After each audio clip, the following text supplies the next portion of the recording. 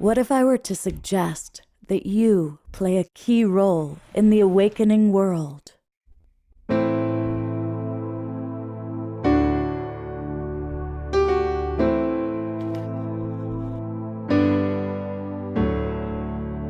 that you are watching this because you have heard the call.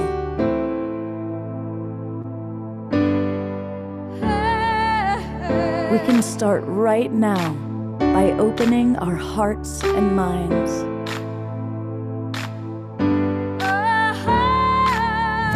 Welcome to the awakening world.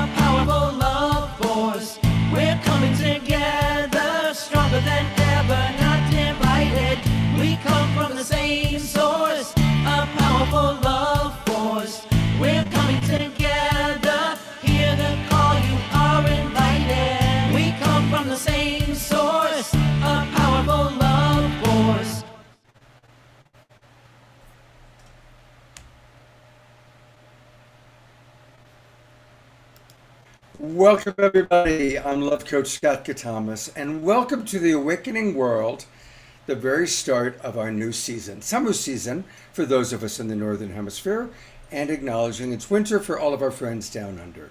And speaking of our friends down under, I want to welcome everybody watching on almost 100 Facebook groups and pages, including all of our friends watching on Unify. And of course, we get people watching from all over the world on Unify. And I'm going to be checking down on my other device to see what's going on in the chat box on Facebook. So definitely connect with us, let us know what's happening, or come directly into our Zoom room. And it's easy to do that. Just go to globalpeacetribe.com, globalpeacetribe.com, and register. And you're going to get the links for all three shows that we do every weekend, Friday night, Saturday night, and Sunday morning, for the next 3 months. So it's the start of a new season, and we're going to do some fun new things. And a big hello to our friends in the Zoom room. And you know what to do. Tell us where you're from.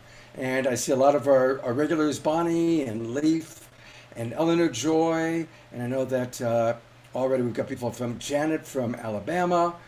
So let us know where you're from. And we're going to make the summer season, winter down south, down below, very interactive. We want to have more connection with you, our audience, because we are the Global Peace Tribe, and we're all getting to know each other, and we're all learning how to connect. And so since it's the start of the new season, and it's all about connection, I thought to myself, God, I wonder if Tanjila would be available to co-host with me. Because Tanjila, you may have met her before if you've seen her, she is who created SoulSearch. And SoulSearch is the community building organization that's partnering with Global Peace Tribe. So welcome, Tanjila, and thank you for being with us both tonight and tomorrow. Thanks so much, Scott. Thanks for inviting me. And as always, it's so great to be here with everyone in this wonderful community. I love feeling everyone's energy and just seeing everyone gather here today. So thanks. Absolutely. It's great to have you with us. And along with us is also one of Tanjila's core members of SoulSearch. Tell us a little bit about Raquel Spring. So yes, I would like to welcome my dear soul sister and amazing quantum talented astrologer, Raquel Spring. She's actually a 4th generation astrologer from Brazil.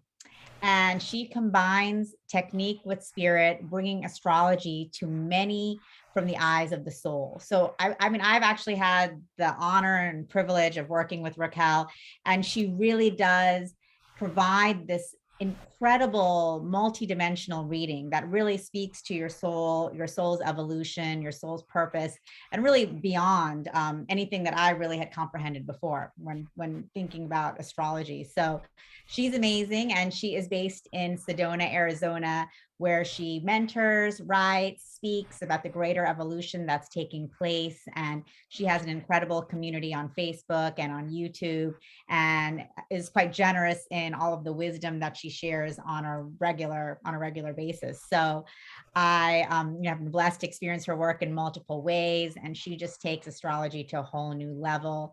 And I just welcome this beautiful goddess to the show with us tonight. So thanks, Raquel. Wow, that was so beautiful, Tanjila. I feel loved. I must be glowing right now. You are.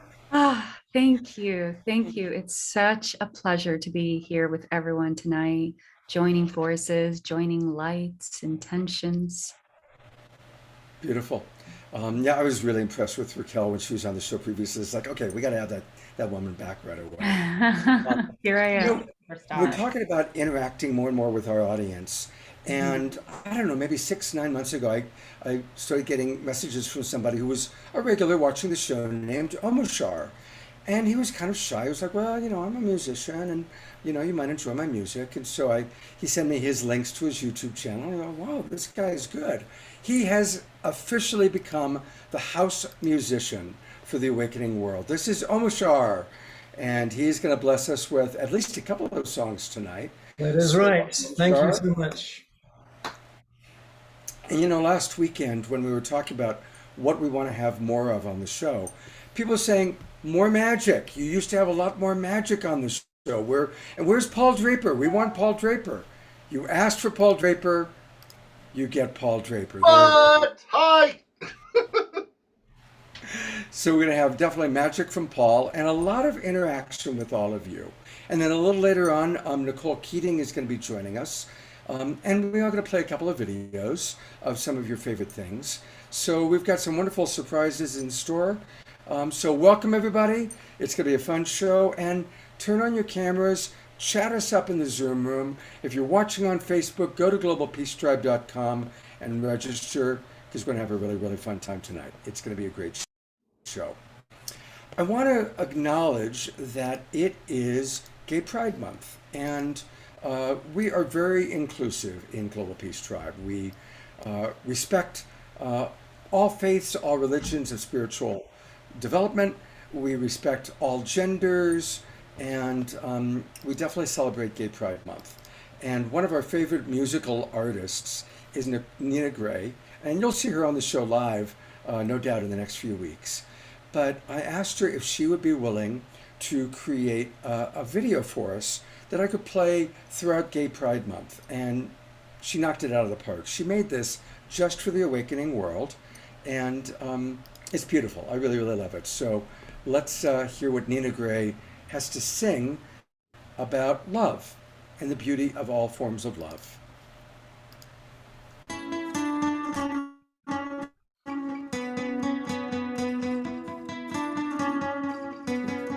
Is there a right way? Or can we get it wrong? When we love someone, when we're loving someone, if it were up to Jesus, think he'd open up his arms to really love someone, to really love everyone.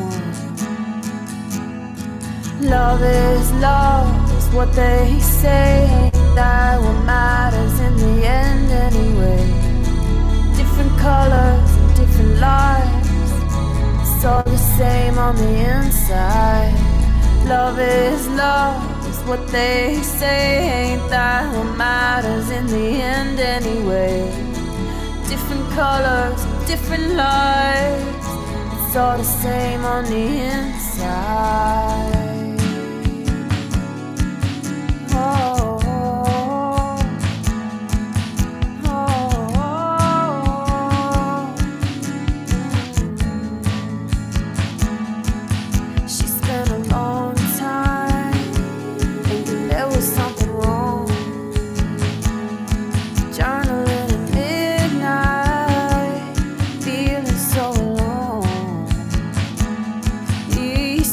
Life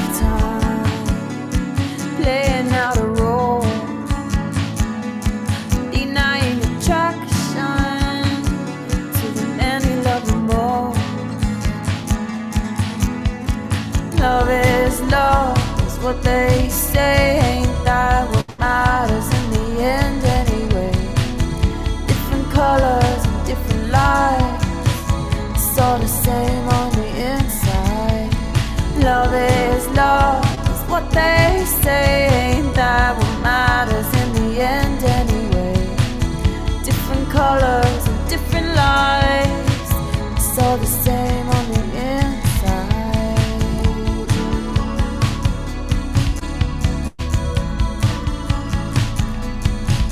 Oh, love is love is love is love is love is love is love is love is love is love is love is love is love is love is love is love.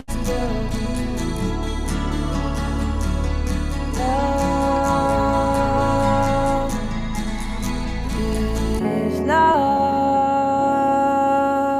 is love.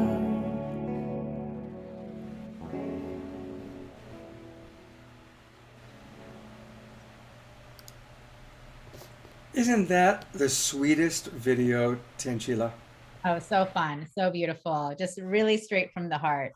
So love it. She's amazing. Nina Gray is so talented. She is. She's actually one of our absolute favorite musical artists. And, you know, she is such a kind human being.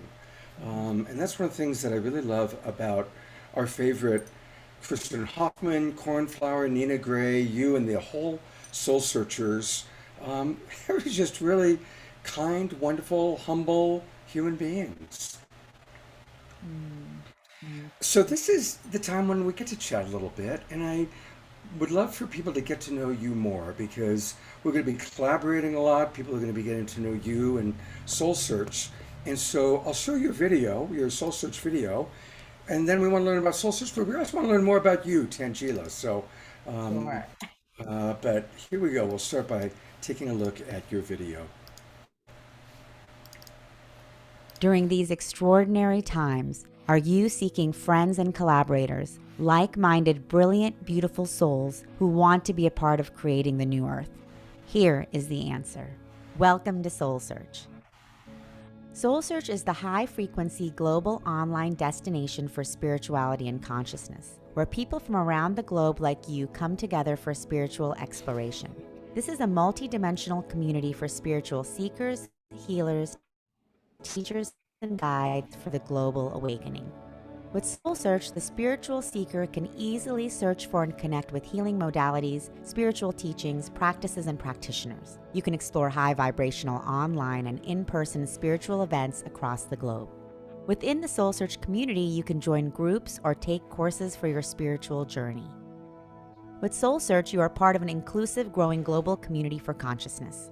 For spiritually conscious practitioners, SoulSearch connects you to a global audience seeking your services. Build your credibility with a robust profile that demonstrates your expertise and experience. Post client reviews, articles, videos, photos, and audio.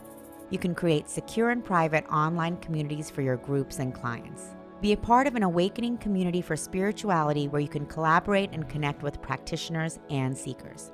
Whether you are a spiritual seeker, healer, or just curious, join soulsearch.io today. Don't miss out on this opportunity to be part of our high vibration community for the global awakening. We're excited to be connecting with your soul and radiant light. So how did this start? What was the starting point for you, Tanjila, to create Soul Search? That's a great question, Scott. So actually, the starting point is that I was living in New York City. I was a tech entrepreneur there, but I was also, very spiritual and spiritually minded, and was hosting some events at my home, cacao ceremonies and things like that. And a lot of my friends, would come, and they were not really, spiritual or interested in spiritual, they were not meditators, had not been on retreats, anything like that, but they would come and they would share and take part and really feel an impact and feel a shift.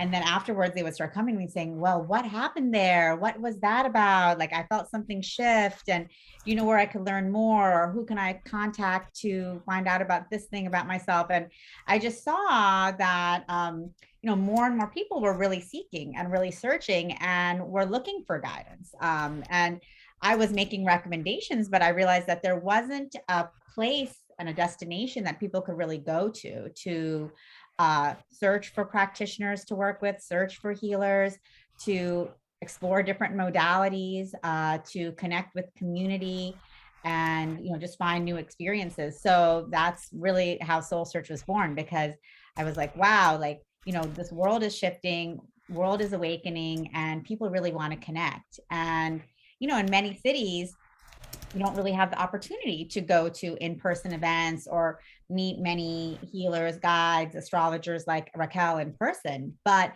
the reality is a lot of these practitioners like Raquel can work with anyone, anywhere in the world. So the opportunity now is for people around the world to be able to, from wherever they're sitting, whether they're in Milwaukee or whether they're in Jakarta, Indonesia, they can actually go to this platform. They can explore different modalities that they may have never heard of. They can connect with healers, practitioners, teachers that they can work with, and also find community, find new friends, find courses to join, become a part of different groups. So, and join online events, which we have a lot of. And so this is just the birth of a whole new awakening community to help people around the world to really connect, explore, and just step into this new earth that we're creating together. Beautiful. And I want to again invite everybody watching on Facebook or watching in our Zoom room, any questions you have about SoulSearch or any questions for any of our wonderful people. Maybe you want to ask, well, you probably want to ask Paul Draper how he did that magic act. He may or may not answer that question. But Tanjila, what are the best ways at this point for our audience to get involved and to interact with you in SoulSearch? Sure. So, well, we have an active community that you can join. So when you go to our website, which is soulsearch.io, if you are looking for a practitioner, you can just go on there. You can search by different categories. You can take a look at profiles from many of the amazing healers that we have on there, including Raquel, and see, oh, maybe, I'm looking more to explore who I am and my soul's purpose through astrology, or maybe I'm looking into Akashic records and they can find Melissa Thyke or shamanic healing. So we have so many different modalities and so many different practitioners. They can jump in. You can go to our blog section or our galleries and just search and look at different videos or articles. And we have a whole community section where both our practitioners as well as our community members they're a part of, and you can interact. I actually ask questions. We have a different theme every month. So June was multidimensional month, and we were asking all kinds of questions about people and their multidimensional experiences, if they've connected to their angels and guides, or if they know their star families. So it's always fun to see what people are saying. July is bringing the sacred into daily life. So we'll be exploring that theme. And we just welcome all of you guys to jump in and join us. And you can ask questions. You can respond to questions. We also have a lot of events posted there that are online events. So no matter where you are, you can attend these online events. And, there might be ceremony, activations, meditations, online fairs. And we do, I think Laura is asking if we have QHHT hypnosis practitioners. I know we have hypnosis. I will check to see if we have QHHT, but that's a great question, Laura. Thank you. I will look into that and get back to you, or you can search and I'll see, but I'll see if we have someone. And then also we have different groups. So a lot of our practitioners are now starting their own groups on SoulSearch. So you can join those groups. We have one called Psychics in Training for people who are interested in developing their intuitive capabilities. We have one on dream alchemy. So there's different groups that you can join. And I know a lot of our practitioners are starting new groups every week. So and as well as you can take courses. So we have a lot of different ways that you can get involved, and you can just jump in and see who's on there and start connecting. And if you see a healer that you'd like to just chat with and ask them more about their work and what they do, you can do that as well. So it's meant to be very interactive. It's all inclusive, and we welcome all of you guys to come join our SoulSearch family. I noticed in the chat box that Susan wrote, that she found somebody through SoulSearch. So that's cool. Just right off the bat, she's right. Tanjila, we found someone through your platform to work with, and it was very helpful. So there you have it. I'm going to That's awesome, briefly go Susan. to the Thank you. website. And again, it's soulsearch.io. And there's lots of ways you can find healers, guides, events, courses. And of course, this is just going to keep growing and growing and growing. And Tanjila and I are going to be working on setting up a whole TV platform where we're going to play some of our favorite segments. So if you're missing Paul Draper magic, you can go and find all the Paul Draper video snippets. Or if you're wanting to hear Kristen Hoffman sing. So we're going to really create something very, very fun that way. So it's going to keep growing and building. Exactly. That's great. Yeah, we're going to be launching SoulSearch TV, which is going to be really fun. And it'll be a great way because we are collaborating with the Global Peace Tribe. So you guys can see all of your favorite people from, all of the different episodes. And then we'll also be producing new shows together with Scott and also with a lot of our amazing practitioners, including Raquel, who's joining us today. So we have a lot of really exciting things in store. And we also welcome all of your ideas. I mean, this is a community that we're co-creating together.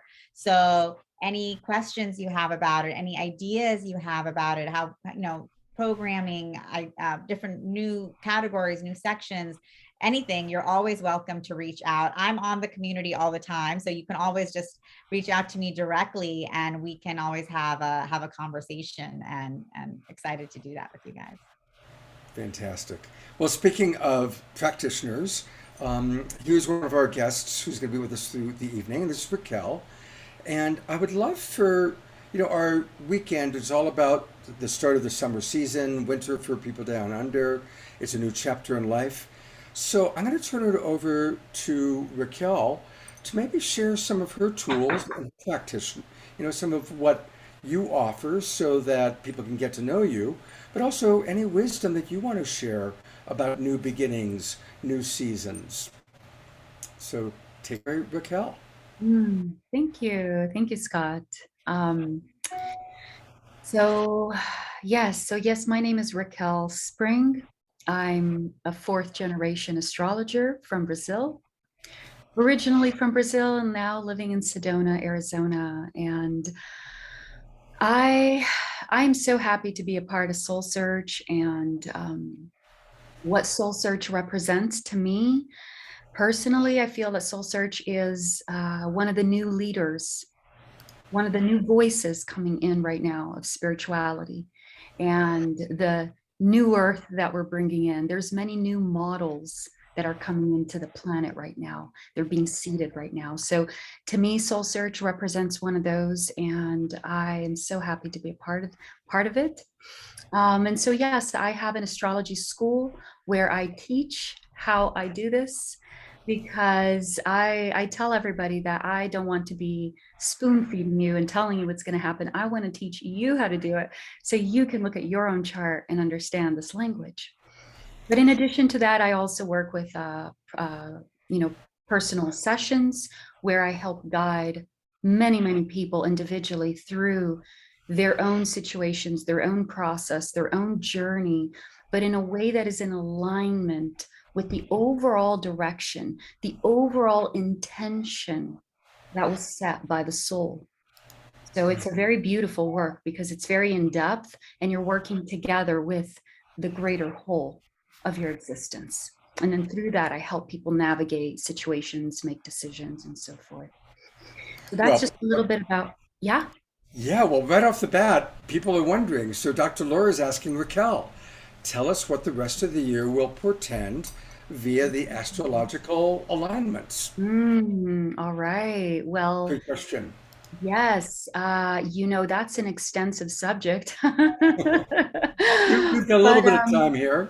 I'm going to say this much. I'm going to tie it in also. And thank you for that question. If there's any other questions, please bring them in. I love questions. But I'm going to tie that in with also what you asked about the new season. Great. And I want to share a little bit also from an astrological perspective, because we've just entered a new season. So this is the season of summer here for us. And, in astrology, this stage of the year, the season of summer, is really a season of growth, because the previous season is spring. And spring in astrology is a very, very important starting point. This is really where the astrological year begins, with spring. So spring brings that energy of fertility, of planting the new seeds. This is where we start to really get a good hold of what the year is going to be about for us. A lot of us, we celebrate the new year and we enter January 1st with that new beginning expectation. But if you stop and notice, it's really in spring that you start to gain that momentum, like, okay, now I'm fully in 2022, for example. So the season of spring is that point of new beginning where you're introducing the new energies that you're going to be working with for that particular cycle. And when we come to the next season after spring, you have the stage of development and growth of the themes that were planted at the stage of spring. So really where we're at right now, we're at a stage of very rapid development of the themes that were seeded in spring, in the beginning of the year. So if you stop and look around you, if you look in the world or in your own life or the life of your loved ones, you'll see this momentum that I'm speaking of. And tying it in with the question of, where we're at and where are we going to next? Of course, that's the big question. That's the big question. Where is this all going? What's happening next? Well, we are at a stage right now that with the season of spring, we have been bringing this accelerated momentum, because this is the stage of growth, of rapid developments. So of course, in my work with astrology, I never just get the isolated, okay, this is a new season, period. No, I look at the greater cycles that I call them the cycles, the greater themes that are in place, the ones that belong to a season of a year, 2 years, 5 years, 10 years. There are many different cycles that are holding in place this birthing of the season.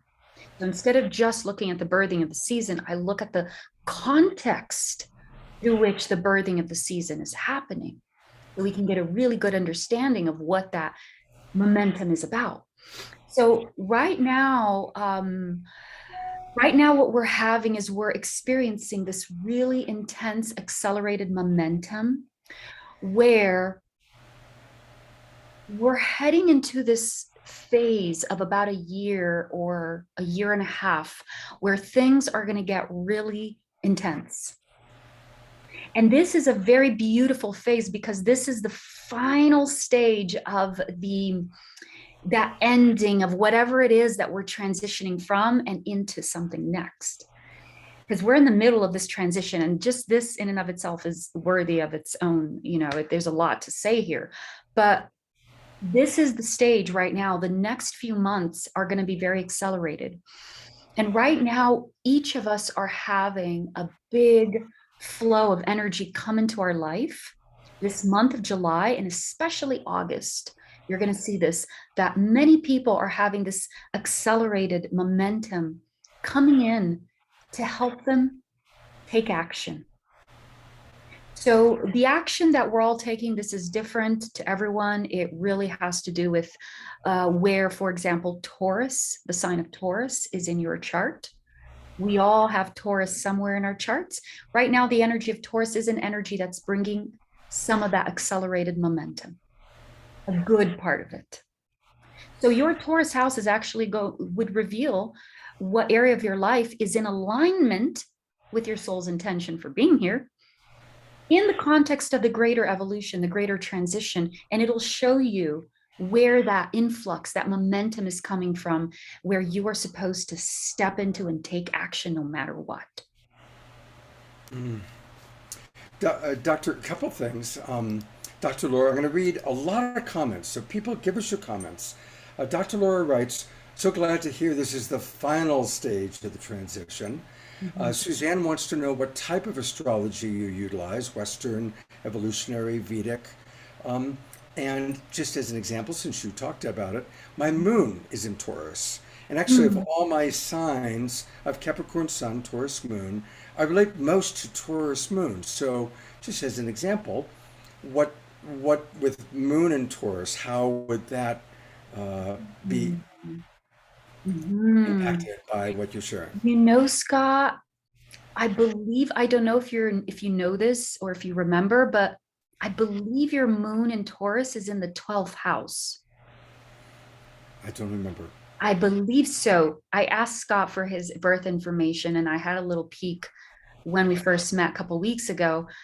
But when I look at someone's, for example, let's say that you have a planet in the sign of Taurus as well. Maybe you have a sun in Taurus. I'm going to look at that planet, but I'm also going to look at the house it's in, because that's going to add a lot of information. So, for example, anything that has to do with the moon is a very close emotional space for you. It usually has to do with family, with home.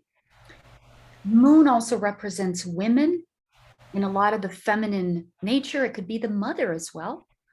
So overall, these are all themes that are very active for you right now.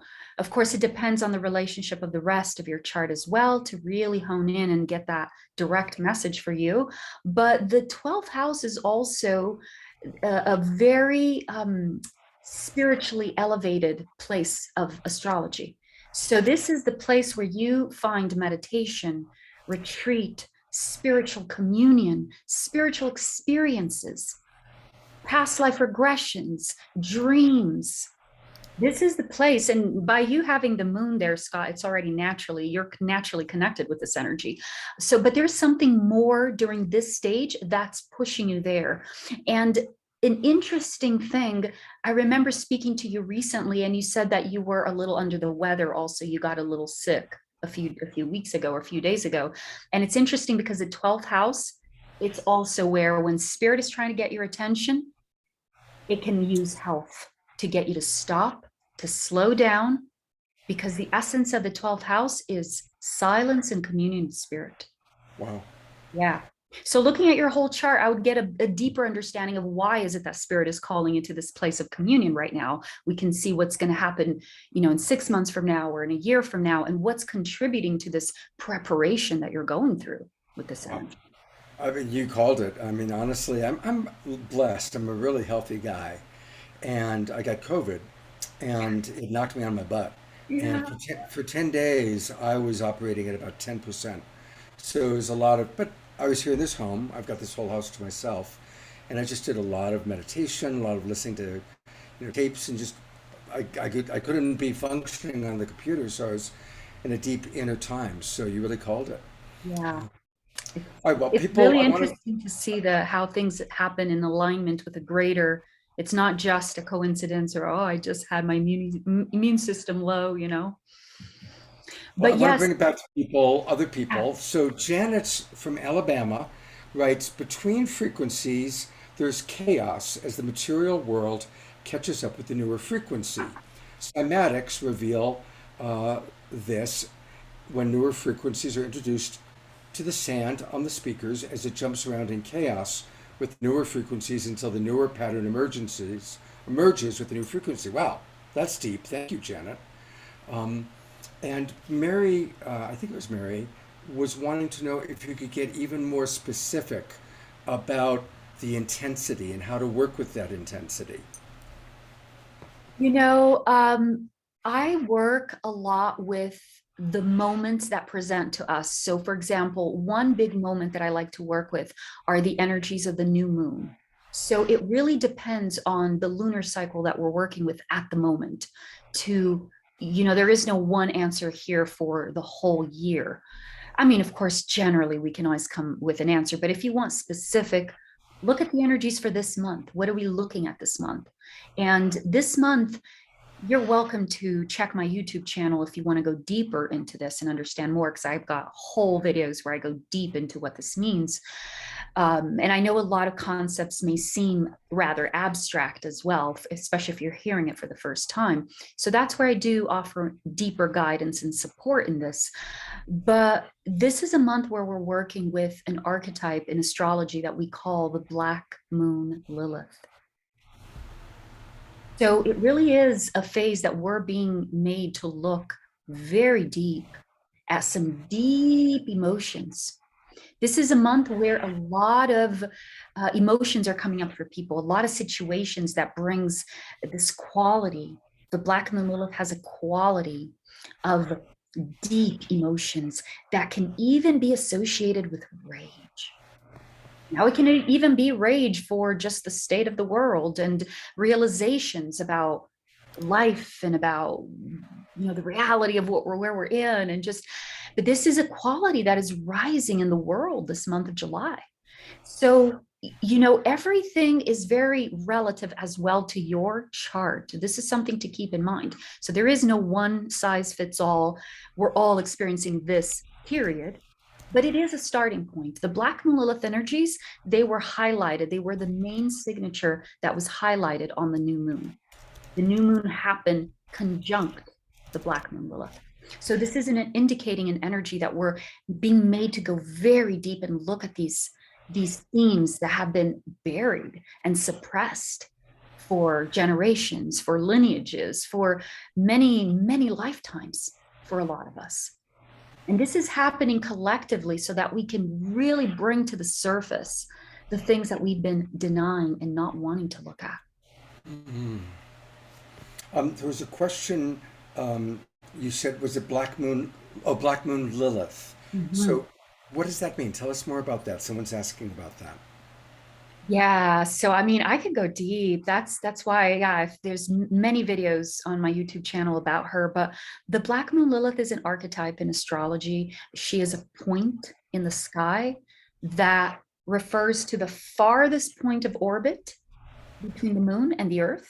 So whenever the moon reaches her farthest point in her orbit with the earth, that point, there is an actual measurable mathematical vortex there, an energy that is measurable, and this magnetic field over there, and it's very mysterious, right? I just let's not go into details about that, but there is a force over there. And so of course, after many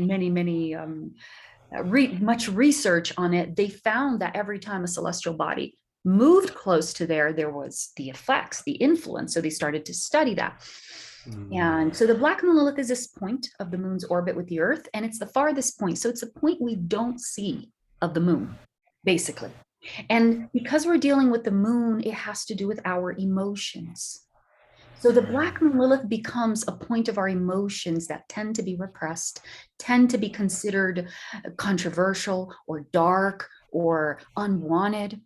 And we carry this stigma with us. We all have a Black Moon Lilith somewhere in our chart, and that can show you a little more of that energy in your blueprint. But this particular one is an energy we call the transit. So this is where that point is right now for everybody, period. So there's two, we can work with your individual and we can work with that point for the world. So the Black Moon Lilith is this energy that tends to be more mysterious, more hidden. It has to do with our emotions. Now, moon is also feminine. It's, a lot of themes that have to do with the feminine frequency. What is the feminine frequency? Everything that has to do with, whether you want to call it the divine feminine, the mother guides, the essence of creation. I just summarize it and I say the feminine frequency. So there's a very ancient stream of the feminine that belongs to thousands of years, even prior to our civilization.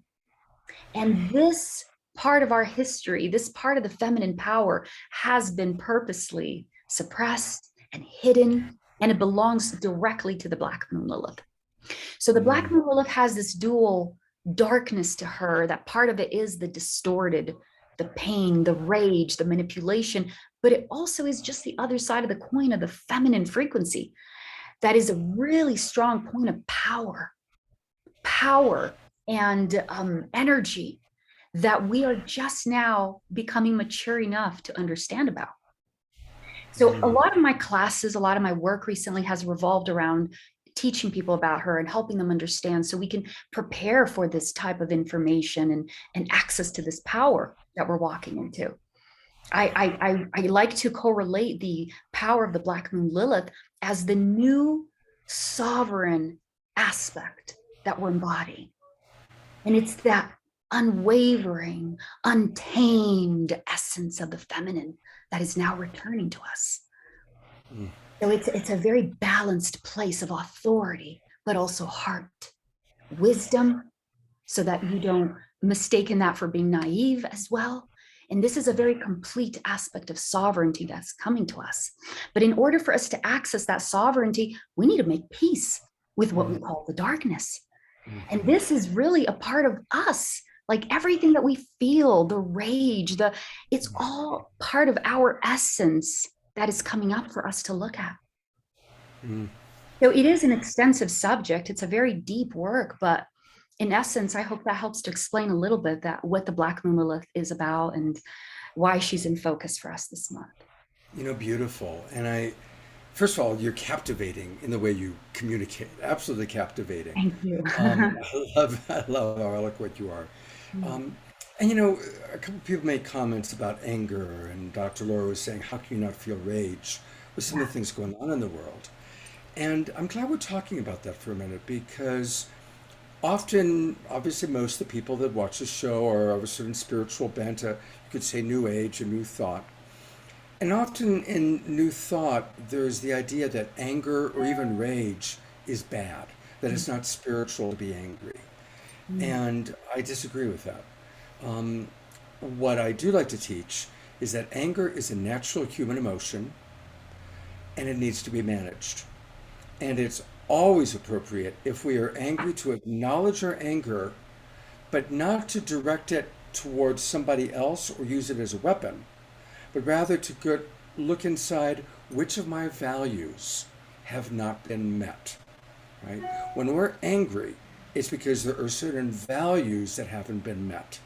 So for example, if there's a politician that makes us angry because, let's say, he's not honest, or we perceive he's not honest, don't focus your hate on the politician, but get in touch with, it makes me angry because I so value honesty, and I long for honesty from public leaders. And focus on the beauty of the longing that isn't being met, as opposed to hating on the person that isn't showing up the way you want them to show up. And that's a way to pivot with our anger. So just wanted to toss that in there. And I'm going to go to your website, because you do have a lot going on here. It's a beautiful website. It's easy. It's her name, raquelspring.com. And to get to her videos, just go to blog and videos. And I see you've got a lot of wonderful videos here, including right there, month of July activates the Black Moon Lilith. So There it is. the very first video is the one you were just talking about. So that's where we can go and learn much more about it. So, and I do these videos once a month where I'm covering like what are the main energies for the month that we're looking at here, and I really like, what I tell my community is like, I'm not going anywhere. I'm going to be here next to you by your side to help you navigate this transition. We're all in this together. There's no way out of this. We signed up to be here, and I'm going to do my best to guide you through this using the wisdom of astrology, the language that, they're sharing with us to help us understand. And together we're all joining forces and using our gifts and our understanding of this to help support each other during this time. Beautiful. Dr. writes, the ancient feminine feels like Mother Gaia to me, and Mother Gaia has every right to feel rage. The Black Moon Lilith is an archetype that is directly related to Gaia, Gaia's womb. This is so powerful. I love that you tapped into that. Oh, beautiful. And Andrea's asking, how do you find the Black Moon Lilith in your chart? Well, a very easy way you can do it is you can go to the internet and you can just research Black Moon Lilith astrology symbol. And if you put that and you go to images, it's going to show you the symbol for the Black Moon Lilith. And then you just see where that is in your chart, what house and what sign. Now, of course, if you want to really understand what that energy means for you, you're absolutely welcome to check out my personal sessions where I dive deeply with you into all of these energies as they relate to your journey here, your personality, your purpose, and so forth.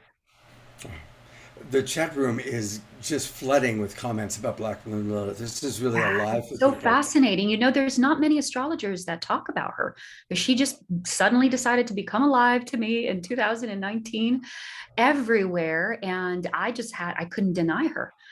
And so I've been in this very intimate and close journey with the Black Moon Lilith. And today she's just become one of the signatures of my work with astrology.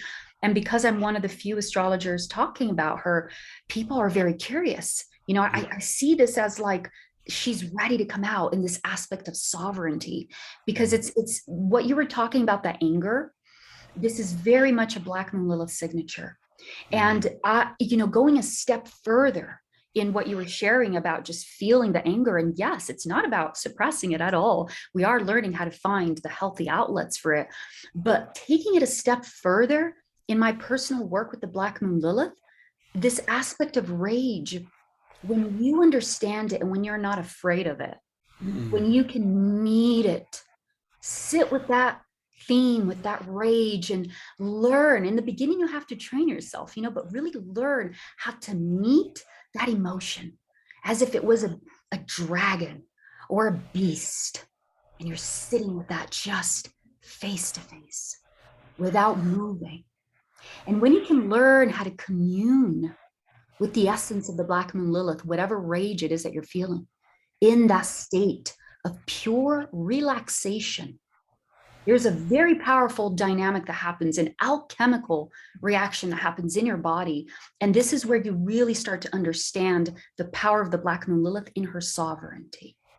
And then what I'm starting to teach people now is how to be a step ahead, where you can have the experience and you can feel the power of that experience, but without necessarily the emotion that drags you down of the rage. So you can feel the power of it, but without the distorted emotion connected to it.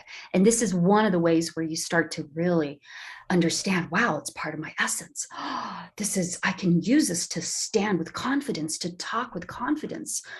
It's fascinating. You are the perfect example of what people can find on SoulSearch. I mean, really, in fact, I'm going to invite you to do an entire Sacred Sunday with me, because thank you. And we're getting so many comments from people. People are really, really enjoying this. Tanjila, she's your gal. Have you had a chance to have a private session with her? And if so, what did you learn? What did she? Yes, I have had the honor of doing a private session with Raquel, and it was amazing. And I mean, as you guys are hearing today, like I see all of the comments in the chat, the fascination with the Black Moon Lilith, and, just hearing the way that Raquel is relating astrology to the emotions that we are feeling and that come up, and how we are to deal with them, and how that reflects back to us as individuals, but also in context with what's happening with the wider evolution in the world today. So it's really incredible how, Raquel really connects this astrology on so many different levels. And when, working with her personally, I've also found it was just incredible to be able to have this experience with her, to dive deep into my chart, but then also really understand, okay, how does this relate? How does what I'm doing today relate to, what is happening in the world today, and where we're going in the world,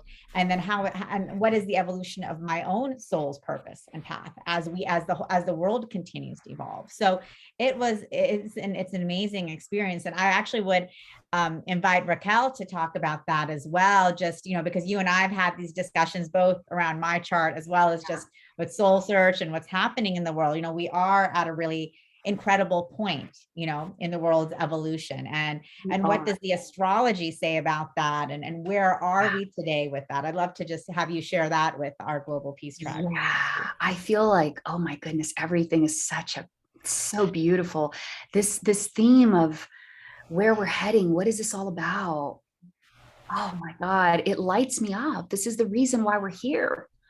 This is the reason why we're here. We are the theme of all the ancient prophecies and visions and all the mystics that talked about our time. I mean, this is it. And it's really exciting because astrologically, we are getting ready to, well, we already started, but we're closing a massive cycle of history of humanity. And we are transitioning into a brand new one. So because of this is unknown territory in many ways. And what's happening here is that what has been up until now, there are many cycles that are ending right now, big cycles of 200 years, cycles of a couple thousand years. There's this very big one here that we use as one of the main cycles that we're transitioning from into, which is the age of Aquarius. And you may have heard that term.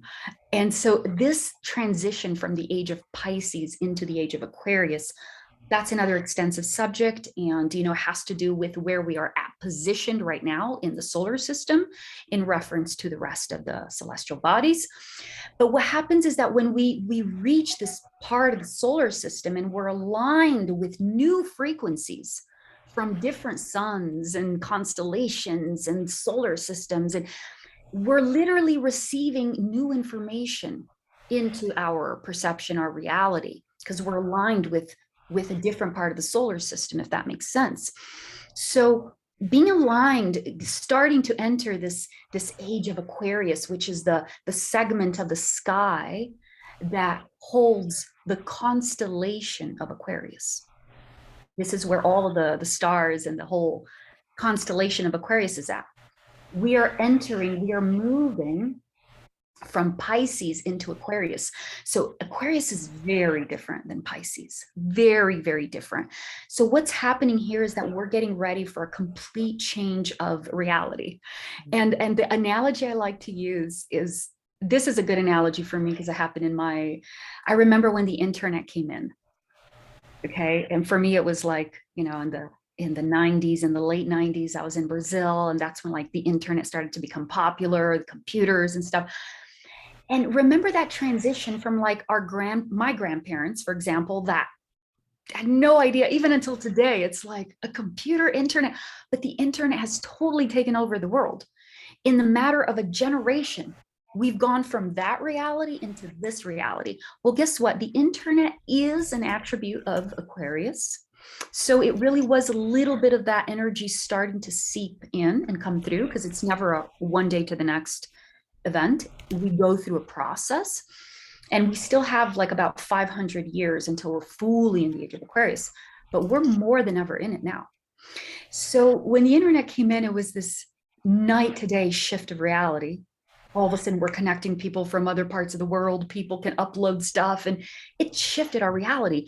And we're about to experience another one like that, but much bigger. So this is going to be, especially after the year 2024, is the big landmark for where this energy starts to be anchored into our reality. Right now, what we're experiencing is the ending of the old system.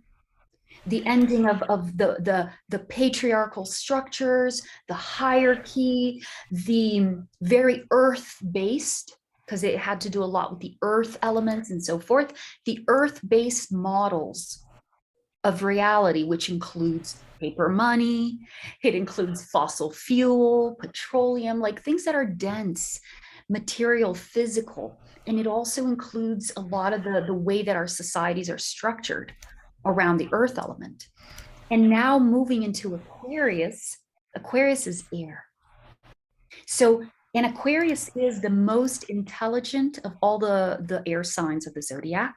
So with the age of Aquarius coming in, we're receiving a massive upgrade in consciousness. This is the bottom line of it. This is why you are hearing this word called awakening in so many places. And so many people are speaking of the great awakening. Well, in my language, using astrology, it's really just a quantum leap in intelligence, because Aquarius is associated with forward thinking.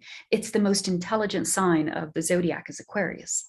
There, that's where the geniuses come from, the scientist, the very forward thinking with the solutions from the future. So Aquarius is that energy. And so we are bringing that energy in, which means we are going to see a massive shift in the structures of our society. We are going to see a shift in the way things are conducted in our society. The old is not going to work anymore, but it's still going to take about a year for people to catch up and be like, okay, we're done with that. That doesn't work anymore. Waiting for a president to come and save us, like, not going to work. Another feature of Aquarius is the community factor. So kind of distributing the power to maybe the states or the people, and kind of having a little more of that equal understanding and equal say in things is also another attribute that's coming in. Our education system is going to be changing. New technology is going to be coming in so fast. Trust me, when 2024 comes, it's going to be fast from that point on. I hope that helps to explain a little. I don't want to steal the whole show here. No, but that was amazing. And I think it's beautiful how you related, these topics that we're all talking about. I mean, that's what SoulSearch is here for. We're here for the global awakening. We're here to create community around, this new earth that is now, being given birth to. And we are birthing this new earth together during this age of Aquarius, as part of this age of Aquarius. And to finalize, Tanjila, my work today is not just to help generally people understand what's happening, but also individually, where does your path moving forward fits into all of this? What does it mean for you today? Does that mean that next year, like where are you going into next? What is your participation, your contribution to this stage that is so pivotal for humanity? So yeah, and this is, I feel like what SoulSearch also offers is this like opportunity to step into the new model that we're bringing in even now as we speak into our reality, helping people look beyond the traditional ways of spirituality and the practices and start to expand. Everything is new and we're growing. Yeah, exactly. And this is a whole new paradigm that we're building together, and that is just evolving in front of us. And as Raquel just showed, these are topics that we talk about in spiritual community, but they're really, underpinned by what we can see in astrological terms as well, that this is this whole new age of Aquarius bringing forth this, birth of new systems of government, of education, of health, of money, finance, economics. I mean, we are ready for huge transformations and huge shifts. And again, it's up to us, because we are the creators of our own reality. Are we bringing forth these transformations and transitions with love, joy, peace, grace, and ease? Or are we going to look at them with fear and dread and chaos and despair? And, I think with Raquel, it's really beautiful, because when you're able to see your own individual place in this larger evolutionary process that's taking place, you begin to understand that, I'm also a creator in this process. I'm a creator of this evolution and transformation taking place. And I have a say in how this is moving forward, because I actually chose to incarnate here during this time to do this work, to be part of this incredible movement happening. So, I think it's beautiful, Raquel, how you bring all of this together, from the astrological perspective to everyone, and how it's also empowering when you're looking at it from that perspective as well, because you can see your own sovereignty. In this. Thank you. And I'm just going through all the comments here too, and it's just so beautiful. I wish I could go through all of them and answer all of them. They're so amazing. Thank you all for your participation and it's the heart connection. Like, it speaks to us, because we know we're all feeling it in some way, shape, or form. And I want to honor the ones that are also going through what I've been calling the death process, which is a very sacred and beautiful part of this transition, which is where you're allowing yourself to say goodbye to all of the experiences that you've had up until this point that serve their purpose. And maybe, just maybe, now you don't fully resonate with them anymore. A lot of people are going through these losses of identity where they don't resonate anymore with their job or even the thing they've been wanting to do and preparing for so many years. And now it's just doesn't really mean the same to them anymore.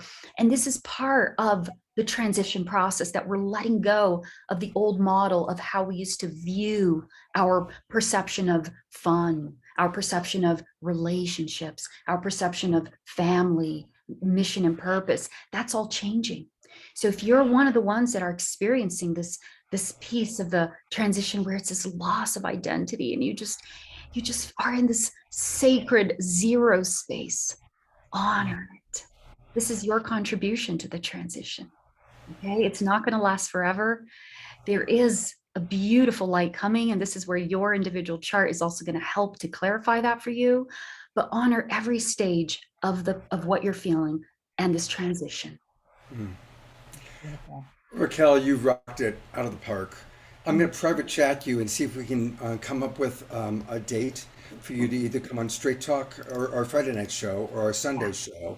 And hopefully we'll set that up before tonight ends so I can let people know about it, because people are really responding beautifully. Yes, I would love to just answer all these comments and dive deep into whatever people are wanting to talk about. Yeah. Okay, well, and we're going to get more from Raquel because we're going to have a roundtable conversation a little bit later in the show, so she'll be back.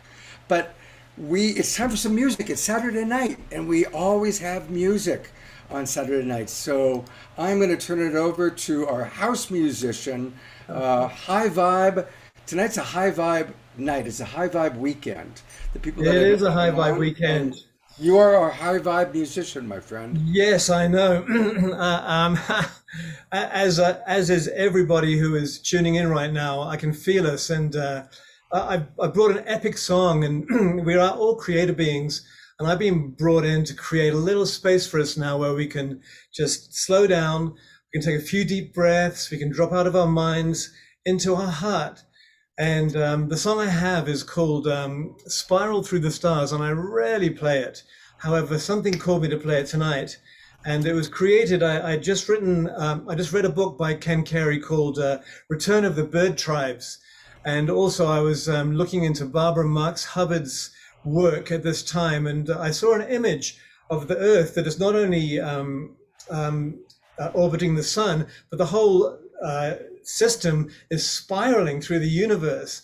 And so as a result of all this input, I wrote the song called Spiral Through the Stars. And so let's see what it sounds like.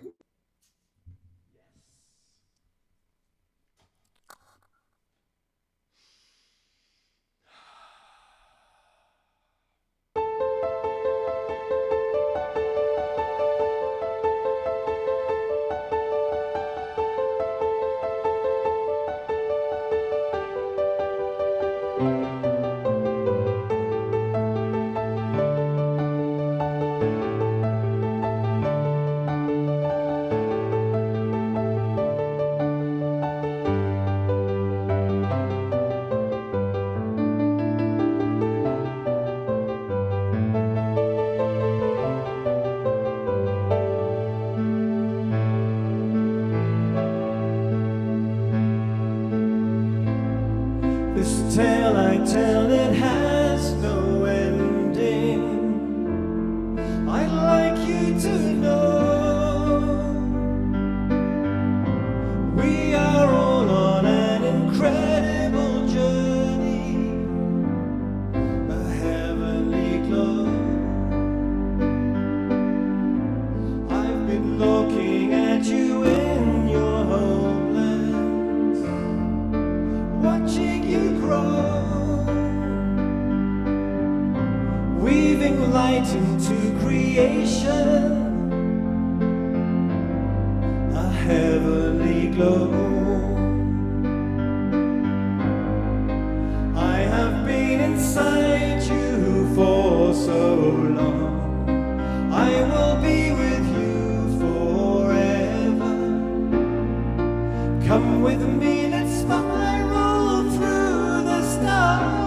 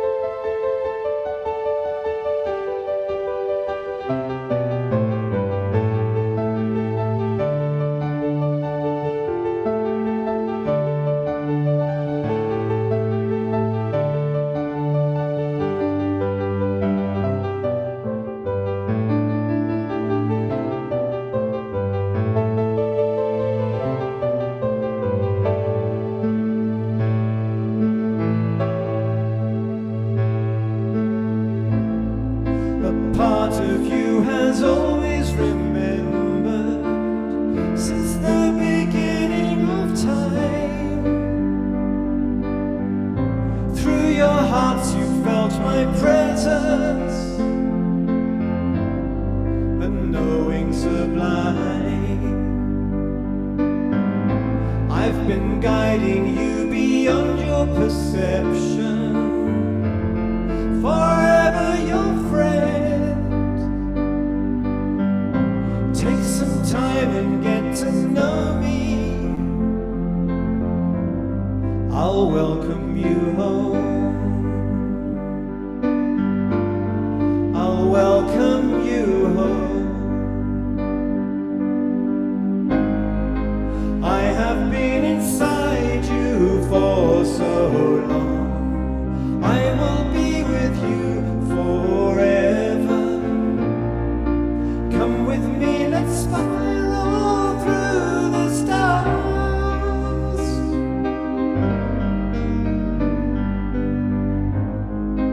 We have been inside you for so long. We will be with you forever. We'll come with you and spiral through the stars.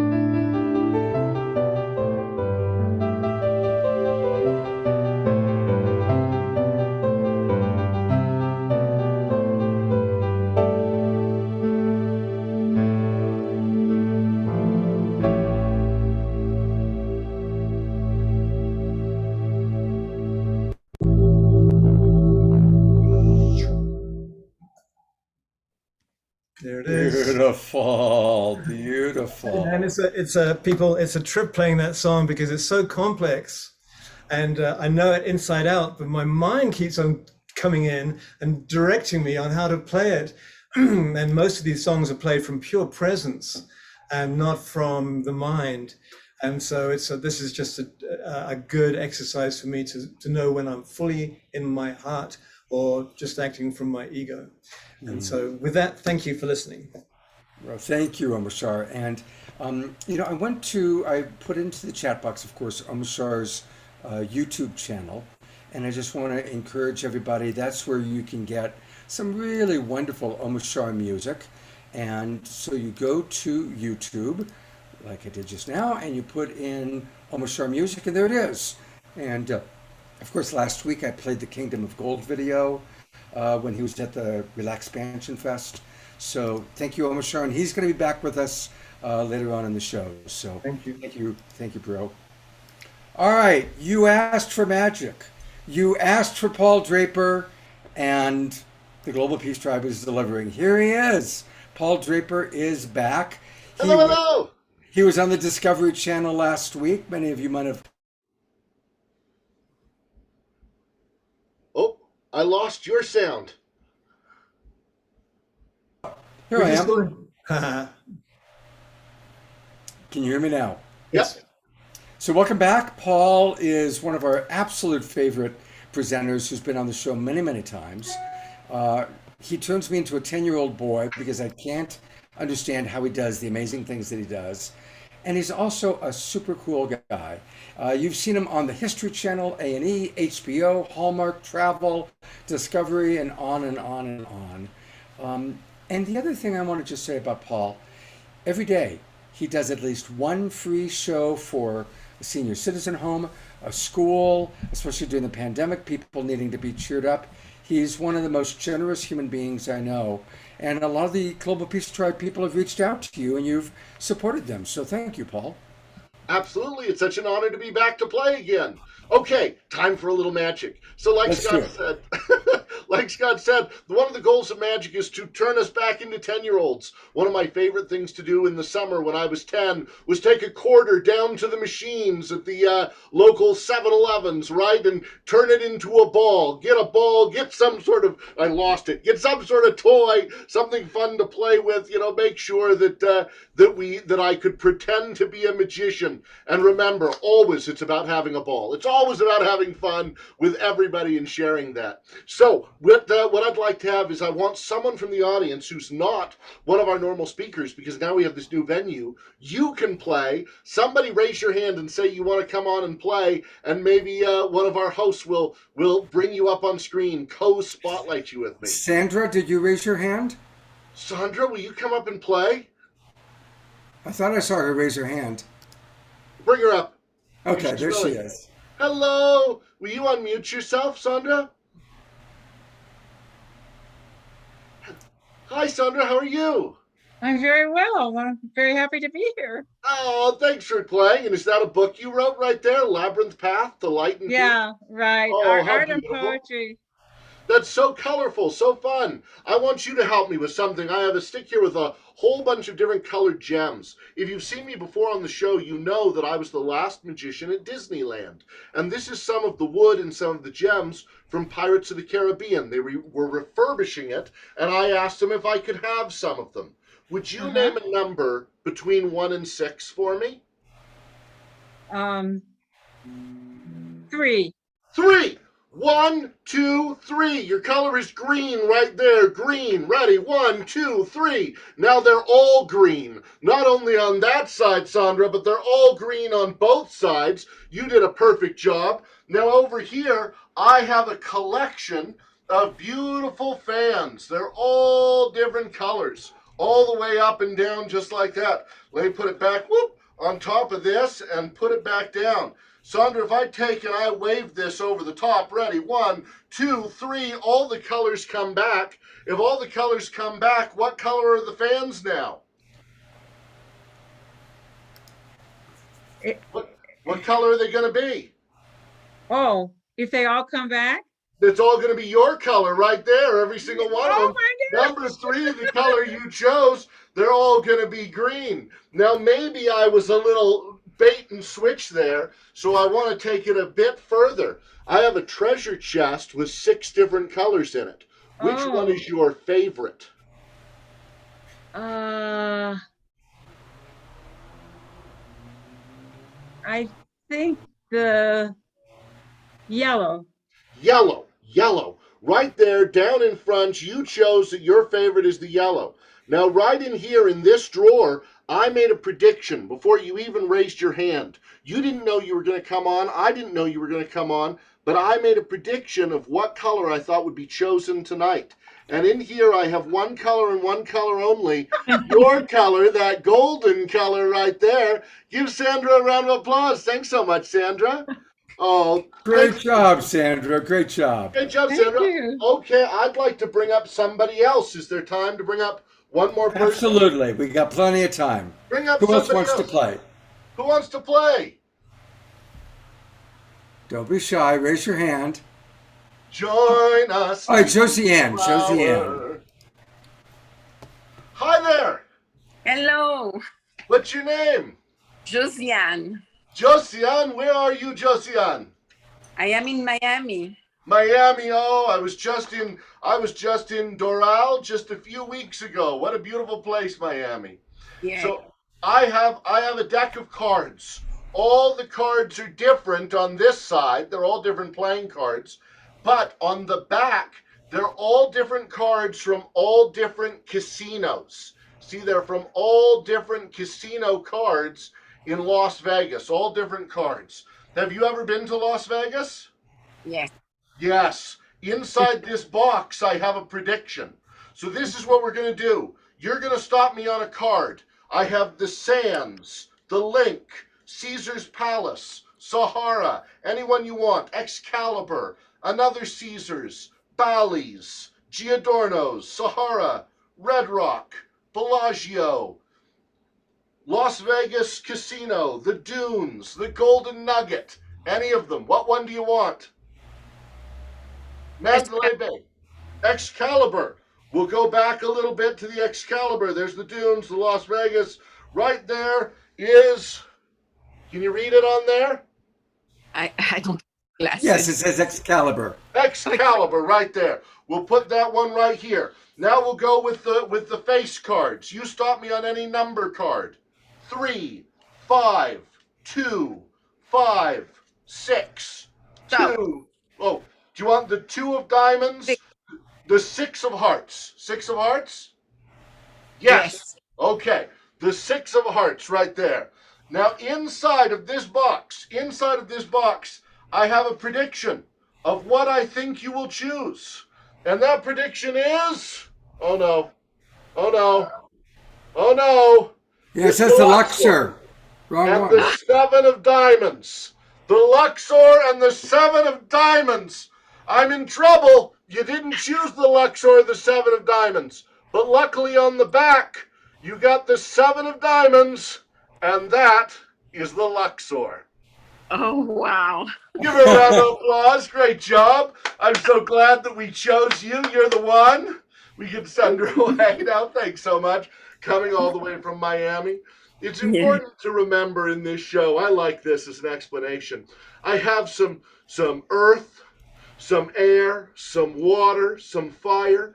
It's important that the water of the earth and the earth itself, we have to protect the water to keep the earth healthy. But we have to also have the water and the air, keep the air healthy to keep the water healthy, and the water to keep the earth healthy. And sometimes fire, that alchemical fire in ourselves, or sometimes the fires that burn, we use them in order to reestablish and cleanse the air, the water, the earth, all of the pieces connected, every single one of them. The only problem is we don't always have the ability to see how they're connected.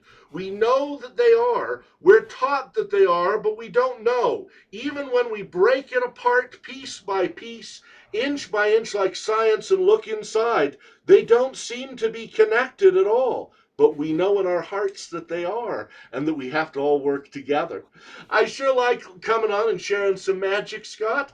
Do you want me to do more or come back for the next piece? Absolutely. I would love for you to show, do you want to show the video of Absolutely. So Yeah. if anybody has any social media, if you have Facebook, Instagram, TikTok, Twitter, any of it, right now I'm on the Discovery Channel on all of their social media pages because I'm a new cast member on a show called Josh Gates Tonight, the guy that does Expedition Unknown on the Discovery Channel. And here's a little teaser clip that I'm going to share of my most recent appearance. Are you up first? I am. I'm going to show you something you've never seen before. You ready? Spoons! Huh? No, they're just two solid metal spoons. Those are tablespoons, serving spoons. I can examine these. Yes, absolutely. Check them out. These are totally real, normal spoons. These are not trick spoons. No, big, heavy-duty spoons. One of these two is going to bend in your hand. No, it's not. Which one? This one. Okay, I'll have you place one hand on top of mine, one underneath. Sure. One on top, one underneath. Okay. Am I putting enough pressure on that to bend steel? No. It's going to start to bend in between our hands. Look in there. You will see it actively bending. What? You see it bending? Yes. Yes. I don't know if you can tell. There is now a slight difference between those two spoons. Grab hold of that. Really Yes. grab the whole bowl. Pull. No, pull hard. Pull hard. Pull hard. Pull hard. That's a solid piece of solid metal, right? And yet, just a wiggle and a wave, and it just melts straight down, just like this. There's nowhere that's dug into my hand, nowhere it's dug into my flesh. No. But with enough strength, you can take it, straighten that out. Only in the movies, though, can you get it to do this, where the metal on its own twists. Wait a minute. And turns like a corkscrew. That'll never be straight again. But you can still stir your hot drinks, eat your cereal. That's now part of your collection. It is literally permanently bent this way. Forever. How did you just do this? Amazing. Absolutely incredible. Thank you. That was awesome. Shot live at the Magic Castle in Hollywood, California. Fantastic. Absolutely fantastic. Paul, it's great to have you back with us. You can find out all about Paul. I put it in the chat box. And we'll take you to his website after his next segment. Paul, you're the best. Thanks. See you soon. Bye. Okay. All right, I'm going to bring my co-host back up in a moment to introduce Nicole. But one of the people that came on with us was Josiane. And now a lot of you who come to the Friday night show saw her because she's one of our guests last night. And again, part of the New Awakening world is we're going to be much more interactive.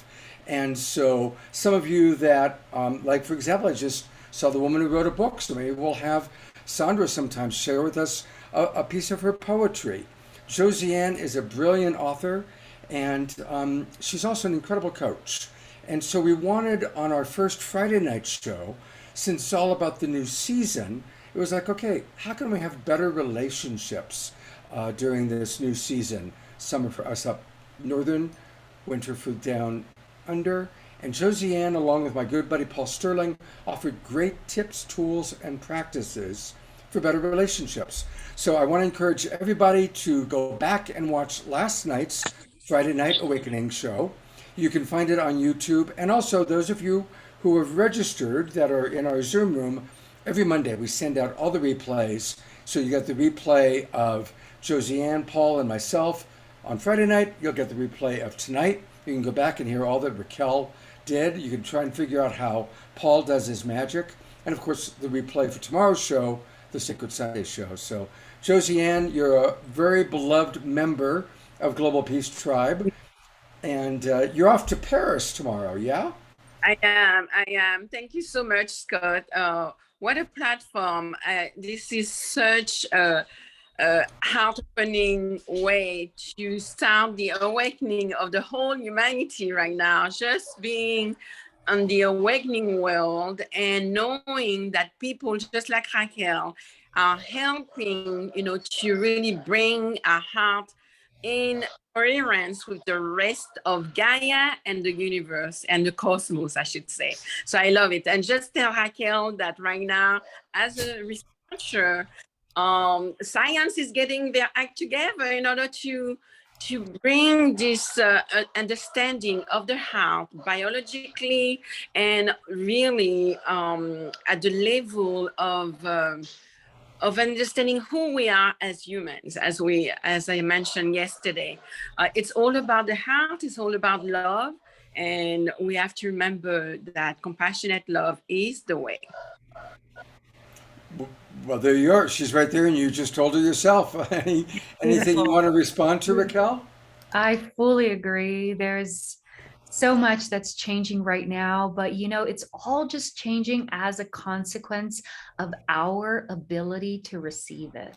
And this is where the beauty of the process is at. Yeah, our ability to receive it. The more that we allow our awareness to expand and move beyond just the immediate gratifications or the pleasures or the distractions around us, but really allow that awareness to come in, then, hey, when the student is ready, the teacher appears, and we start finding all the science starts to validate the things for us. And it really is co-creation that we're doing together. So beautiful. It is indeed. It's this is a challenging but very rewarding moment in our lives, and we all chose it, and we have to gather our courage and know that there's a reason to this madness, basically. Yes. Yeah, no, absolutely. Absolutely. Well, have a safe flight to Paris. And maybe, we're going to have correspondents coming in from all over the world. So let's stay in touch, and let's have you maybe come on for a few minutes from Paris. All right? Okay. That sounds great. Thank you so much. Big kiss. Absolutely. Last week we had Trish coming in from the San Francisco Gay Pride Parade. So we'll arrange to have Josiane coming in from Paris. That'll be fun. All right. I'm going to bring back on my wonderful co-host, Tanjila, if I can find her here. Hello, I'm here with our beautiful friends, Renee and Anthony. Oh my God, there they are. Hey, Renee and Anthony. Hey, Scott, how are you? From Blue Soul Earth, and also my very dear friends, and also part of our SoulSearch family. Yes, absolutely. We are definitely part of SoulSearch, and we love it. And we're here. I'm actually a guest at their home today, and I just wanted to bring them on to say hello.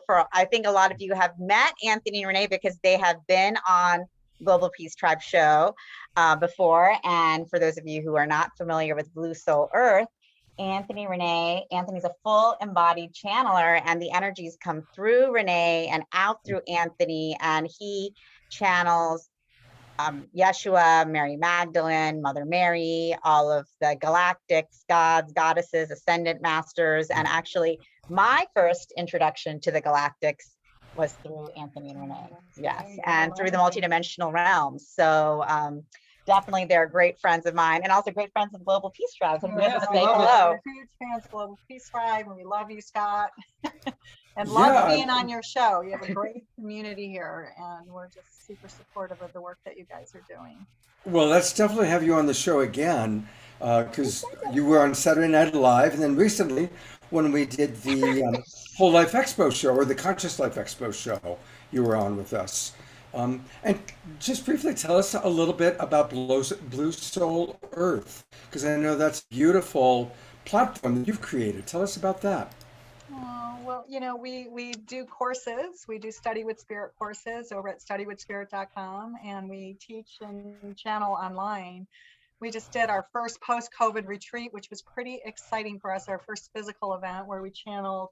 It was all about bringing the divine masculine and feminine together. And so it was 3 full days packed with channeling Mary Magdalene and Yeshua to bring those beautiful energies together. So our work is primarily focused on that connection, right, of bringing and weaving and integrating that divine masculine and feminine together by channeling both of these energies. So that's primarily our work, and we're working on a couple of channeled books right now, so TBD on when those will be out, but they're both channeled by Yeshua and Magdalene. And I would highly recommend their work and their classes. Actually, when they came to Sedona recently, we were able to host a SoulSearch workshop that they did, channeling Yeshua and Mary Magdalene, which was amazing. We all really loved it. And oh yeah, and then Metatron and Melchizedek came through. Exactly. And the Hawthors and the Arcturians and the Ontarians. And I've also had the pleasure of taking several courses with Mary Magdalene through Anthony and Renee. And that was just incredible to be able to connect with Mary Magdalene on that level, hear about her life, her experiences with Yeshua. And much like we were talking about with Raquel today with Black Moon Lilith, this is a return of the divine feminine, return of Gaia. And Mary Magdalene is really a leading force in that energy, and to be able to connect with her so viscerally and to hear her messages and to feel her fervor. She's very strong. Yeah. It was really amazing. Yeah. So the best way to describe it is if Yeshua is all about pure divine love and, you know, the Christ consciousness, bringing that in. The Magdalene is about putting the fire underneath all of us to kickstart what we need to do, right, to on this ascension. And Renee, what's the website? Someone's asking. I've actually, here it is. The website is bluesoulearth.com, bluesearth.com, and so definitely everybody put in your name and subscribe so you can learn all about what they do, awake and ignite your soul. And you've got all sorts of things on this website. So it's again bluesoulearth.com. And one of the things that I've always enjoyed about both of you is that you really do demonstrate the beautiful weaving of the masculine and the feminine as a couple, because you work together and you live together and you're a beautiful couple, but also that Mary Magdalene gets equal partnership, which is really the way I believe it. I've always said, wouldn't it be beautiful if the church we grew up in, instead of a guy hanging on a cross who died for our sins, if it was Mary Magdalene and Jesus in Yab Yab, like if that's what we were worshiping, imagine what our world would be like, yeah? Exactly. Really amazing. I think it's really all about now just rewriting timelines in a way, right? It's just getting us to bring that consciousness to a level, right, where we're not following that old outdated paradigm anymore. Yeah. Well, all those old teachings, that we were taught to be the truth, we're now coming forth and hearing something very different, which is, enlivening and opening for all of us. So really excited that you guys can thank you for having us with Anthony and Renee here. Yeah, absolutely. I'm going to put you on the spot for a minute. It turns out that a week from tomorrow, on my Sacred Sunday show, my guest that I've lined up is a scholar who has studied the various understandings of who Yeshua or Jesus was. Is there any chance you could come on my Sacred Sunday show? That would be Sunday, July 10th, a week from tomorrow, at 10 o'clock in the morning Pacific time, and be on that show? Sure. We'll be in Mount Shasta speaking at a conference, but I think we're on at 1 p.m. I think I'll double check, but Double check. We've got to let's Yeah. let me know, and it would be perfect to have you on that show. Yeah, That would we'd be love perfect. to. We'd love to. And I'm pretty sure we're not speaking at 10. So Okay, great. we'll just say yes. Yeah. There you We'll go. figure it out. Awesome. I I'm love it. glad we were able to make this happen. Perfect. Yay! All right. All That's right. the Well, beauty of our community, Yeah, right? I We know, can it is. make It all is. this happen on the fly. Yeah. So and this is how Global Peace Tribe works, and how we're growing, and how we're building. So great to see you. You We'll too. be in Great seeing contact, and looking forward to seeing you a week from tomorrow. All right. Sounds good, Scott. Thank you. Thanks, And Scott. nice to meet you all. And Tanjila, do you want to introduce Nicole, who's our Yes. next speaker? Thank you. I'll see you downstairs. Yes. So thank you for that. So now that you all have met my dear friends Anthony and Renee, I'm also so overjoyed to introduce my dear friend and colleague, business colleague, and soul partner in SoulSearch, Nicole Keating.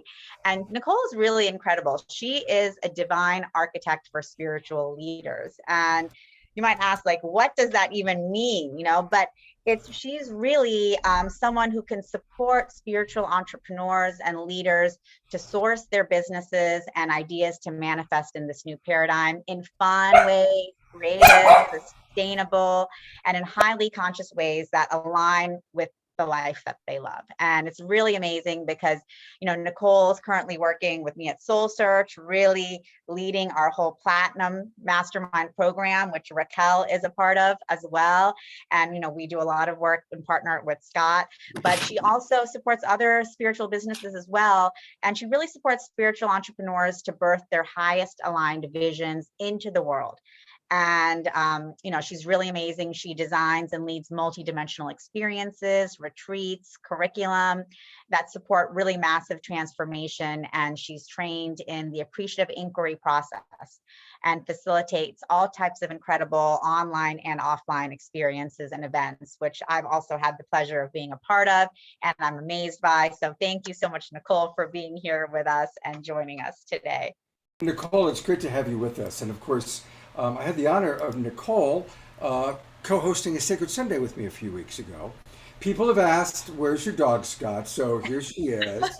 I'm staying at a house across the street from a park, and it's that time when everybody's walking their dogs. So she sits at the window and watches as they go by and barks and says hello.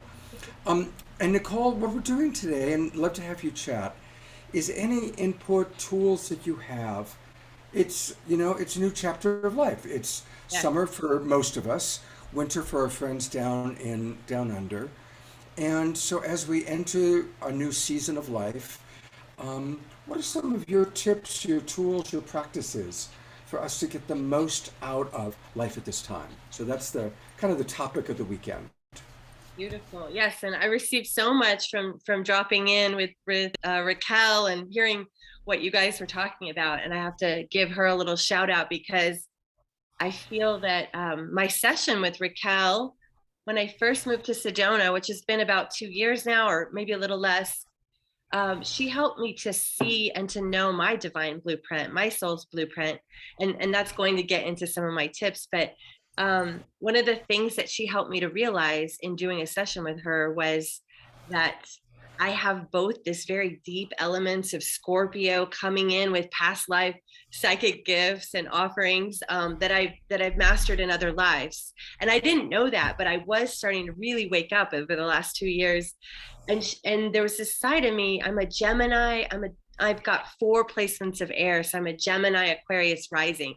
So I'm very much in in that new earth energy, I can feel and see and connect to the future and where we're going. And I think, you know, I work with Metatron. That's become clear to me this year. And I can kind of grab energetically those futuristic systems and ideas and creations and start to pull them in. And that's also how I work with my clients. But what was so cool about working with Raquel is she helped me to realize that before I worked with her, I felt pulled back and forth between, and maybe some of you can relate to this. I felt pulled between the deepness and the depth of who I was in the scorpionic, deep, wanting to transform and go really deep, to this other playful, light, airy, creative, innovative side. And she showed me through my soul blueprint with her that that's both of who I am, and that is actually my essential magic. And so thank you, Raquel, for that, because I feel like I've been truly living into that purpose. And I feel like that's part of what's coming forth for everyone is to, you know, we're going out of the age of the guru and into the age of like, who am I? What is my essential signature magic, you know? And so play and depth is part of mine. And I learned that. And so each one of you, sometimes we have, what I've been noticing is there's these, I've come to realize recently that many of the random things that I've done in my life are now coming together in a culmination of my magic stack, right? Like my bag of magic arrows that I work with, you know, having had a podcast and building an online brand back in 2015, understanding that, learning systems, being an artist, being a creative, speaking and being a communicator, like all these little things are now coming together to be like, oh, this is exactly what fits in my divine purpose right now. So I believe that a lot of us are being gifted new insight into who we're to be now. And it's not, we're going out of the age of the following and into the age of embodiment as a practice. So one of the things I've also learned, and this might be helpful, is just to bring into focus each day, who and what are you to be embodying? So for me, when, you know, really coming into connection with your essence. So I feel that, you know, one of my essence is joy, play, and like I was saying, the depth, right? So what are practices that you can do each morning to bring your essence into focus? I just learned of a new practice that I actually am so excited to embody. I have a buffalo drum, a beautiful, magical buffalo drum that was made by Walking Crow, who's a incredible artist here in Sedona that makes his own drums and does it with ceremony under the full and new moon. And so it came to my attention actually just this week to drum my intention in the morning, drum my intention for the day, drum the words, that the essence of who I want to be. So really, I think one of the things that's also coming into focus is the multidimensionality of all things. So what does that mean? It's really the layering of who we are, the layering of who we're being, the layering of how we work. Like, can't we weave play, self-care, nurture, fun, joy into our work? Like, they don't have to exist separately. I feel like there's a massive convergence happening. And something that I've personally noticed is that when I make sure I make time for my connection and for my play practices, like dance, like we have dance here on the Red Rocks in Sedona. That's one of the things that if I do that, then the next day or that night, I'm so creative that I don't have to, you know, cajole myself into a space of creativity. I just naturally am there because I've been tending to my personal signature garden, if that makes sense. So what I would love for y'all to think about, oh, that southern girl just came out. I'm from Tallahassee, Florida. I don't think I've said y'all in a while, but what I would love for y'all to tune into is what are some of the words that are your signature embodiment, your signature essence? Like, what are some of the things that that you emanate? It might be compassion, it might be ferocity, it might be kindness. What are some of those words? And then how can you connect that essence with your actual practices in your day? That's some of the things I'm noticing are shifting in this new paradigm, Scott. The other I was muted, so the Oh, that's beautiful. Yeah. Beautiful, thank you. And I love your enthusiasm. You have fantastic enthusiasm, and I love that we got the Southern goddess y'all coming out. And we've got some people, I know Janet from Alabama is with us. She's a Southern goddess that's somewhere in our Zoom room here.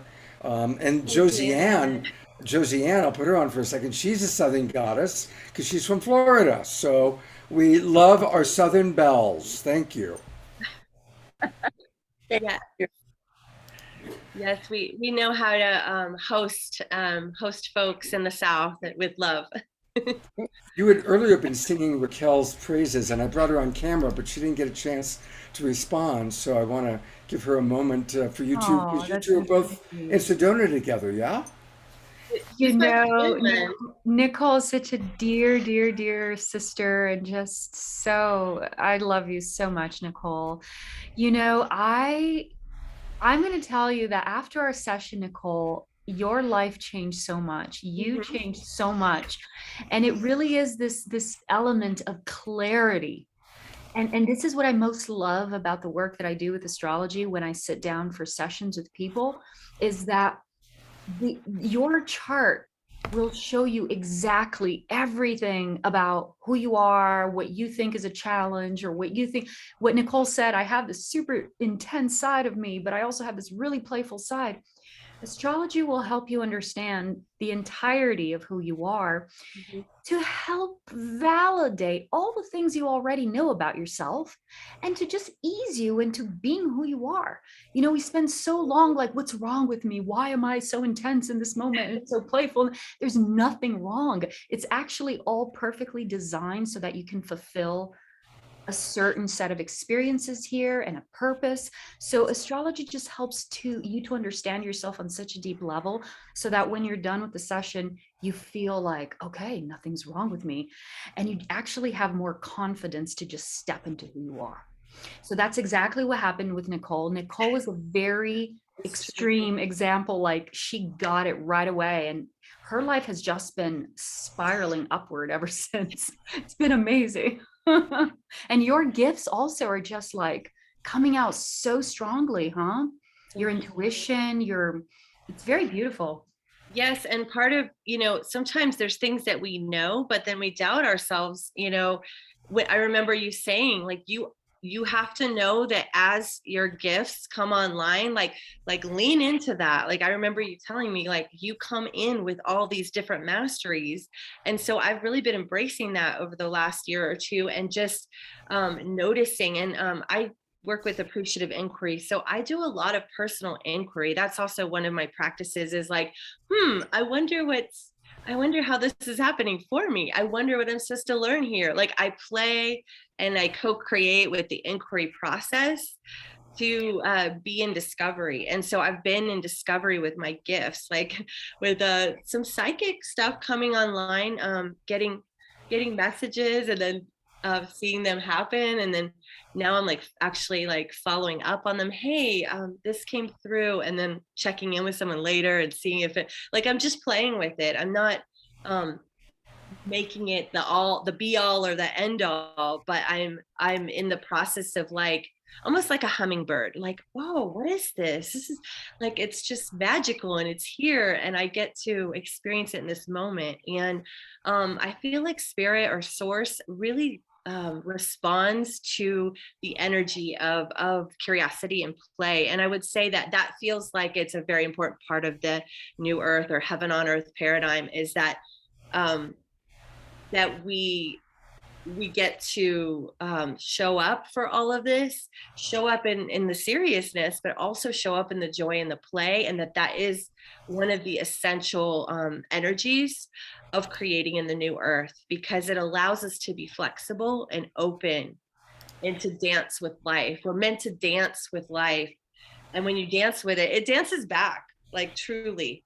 So I invite you to play and dance with it and see what happens for you. And even just, I have a motto, and I don't even know, I've learned this many years ago from someone else, but it's become my mantra, which is get curious, not furious. So yeah, it's that way of being that allows you to alchemize very quickly. And I would say that's another thing for where we're going is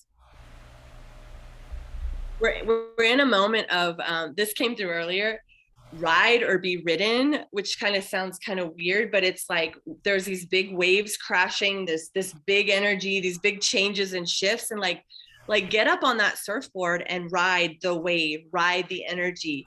Or, you know, it can come crashing on you and you're like feeling like it's all, you know, taking over. So I feel like there's the rise or release energy, like rising into our love, our joy, our power, our purpose, and releasing the things that no longer serve with love, releasing with compassion and kindness, but definitely, like, we're not meant to hold it all. We're meant to be creating this new paradigm. And so we're meant to hold the vision and hold the mission and the ideas. And we do have a foot on the ground, you know, we have a foot in the old systems, and we are navigating, we're bridging the transition right now. So the rise or release. And also what's really changing is that we're learning how to see through the lens of the heart, feel through the lens of the heart,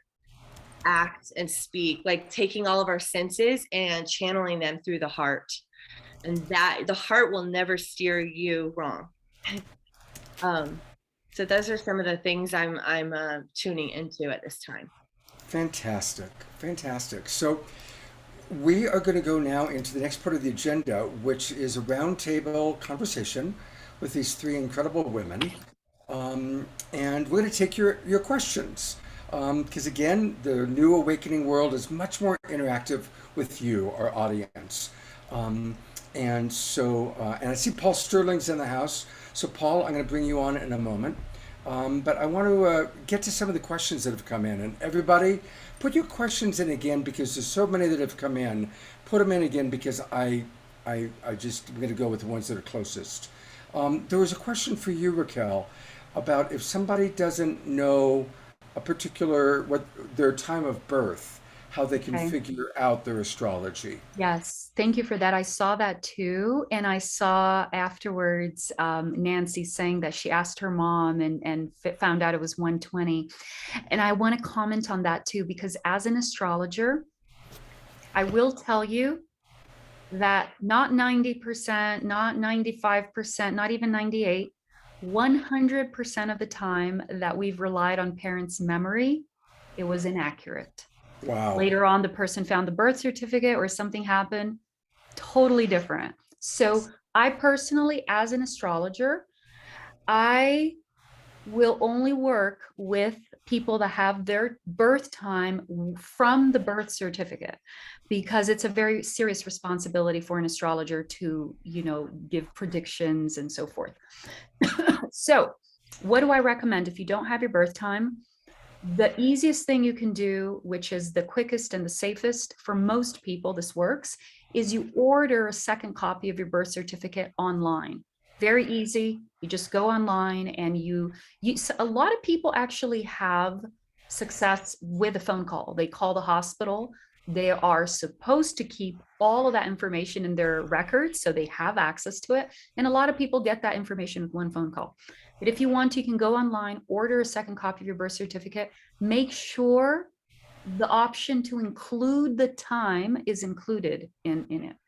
And then they'll send you the second copy with your birth time included. That's my answer. Fantastic. Thank you. Thank you, Raquel. And I've got great news. we have been chatting, and Raquel is going to be our primary guest next Friday night on the Friday Night Awakening World. That's Friday night, 7:30 Pacific time and 10:30 Eastern. So we're going to go deep into your questions about astrology and about what's happening on our planet. And again, it's all about the awakening world. Yeah. So, Prepare your questions. Come ready with your questions, and I'll see you on Friday. Great. And for those of you watching on Facebook, if you haven't registered yet, you're going to want to register. Go to globalpeacetribe.com.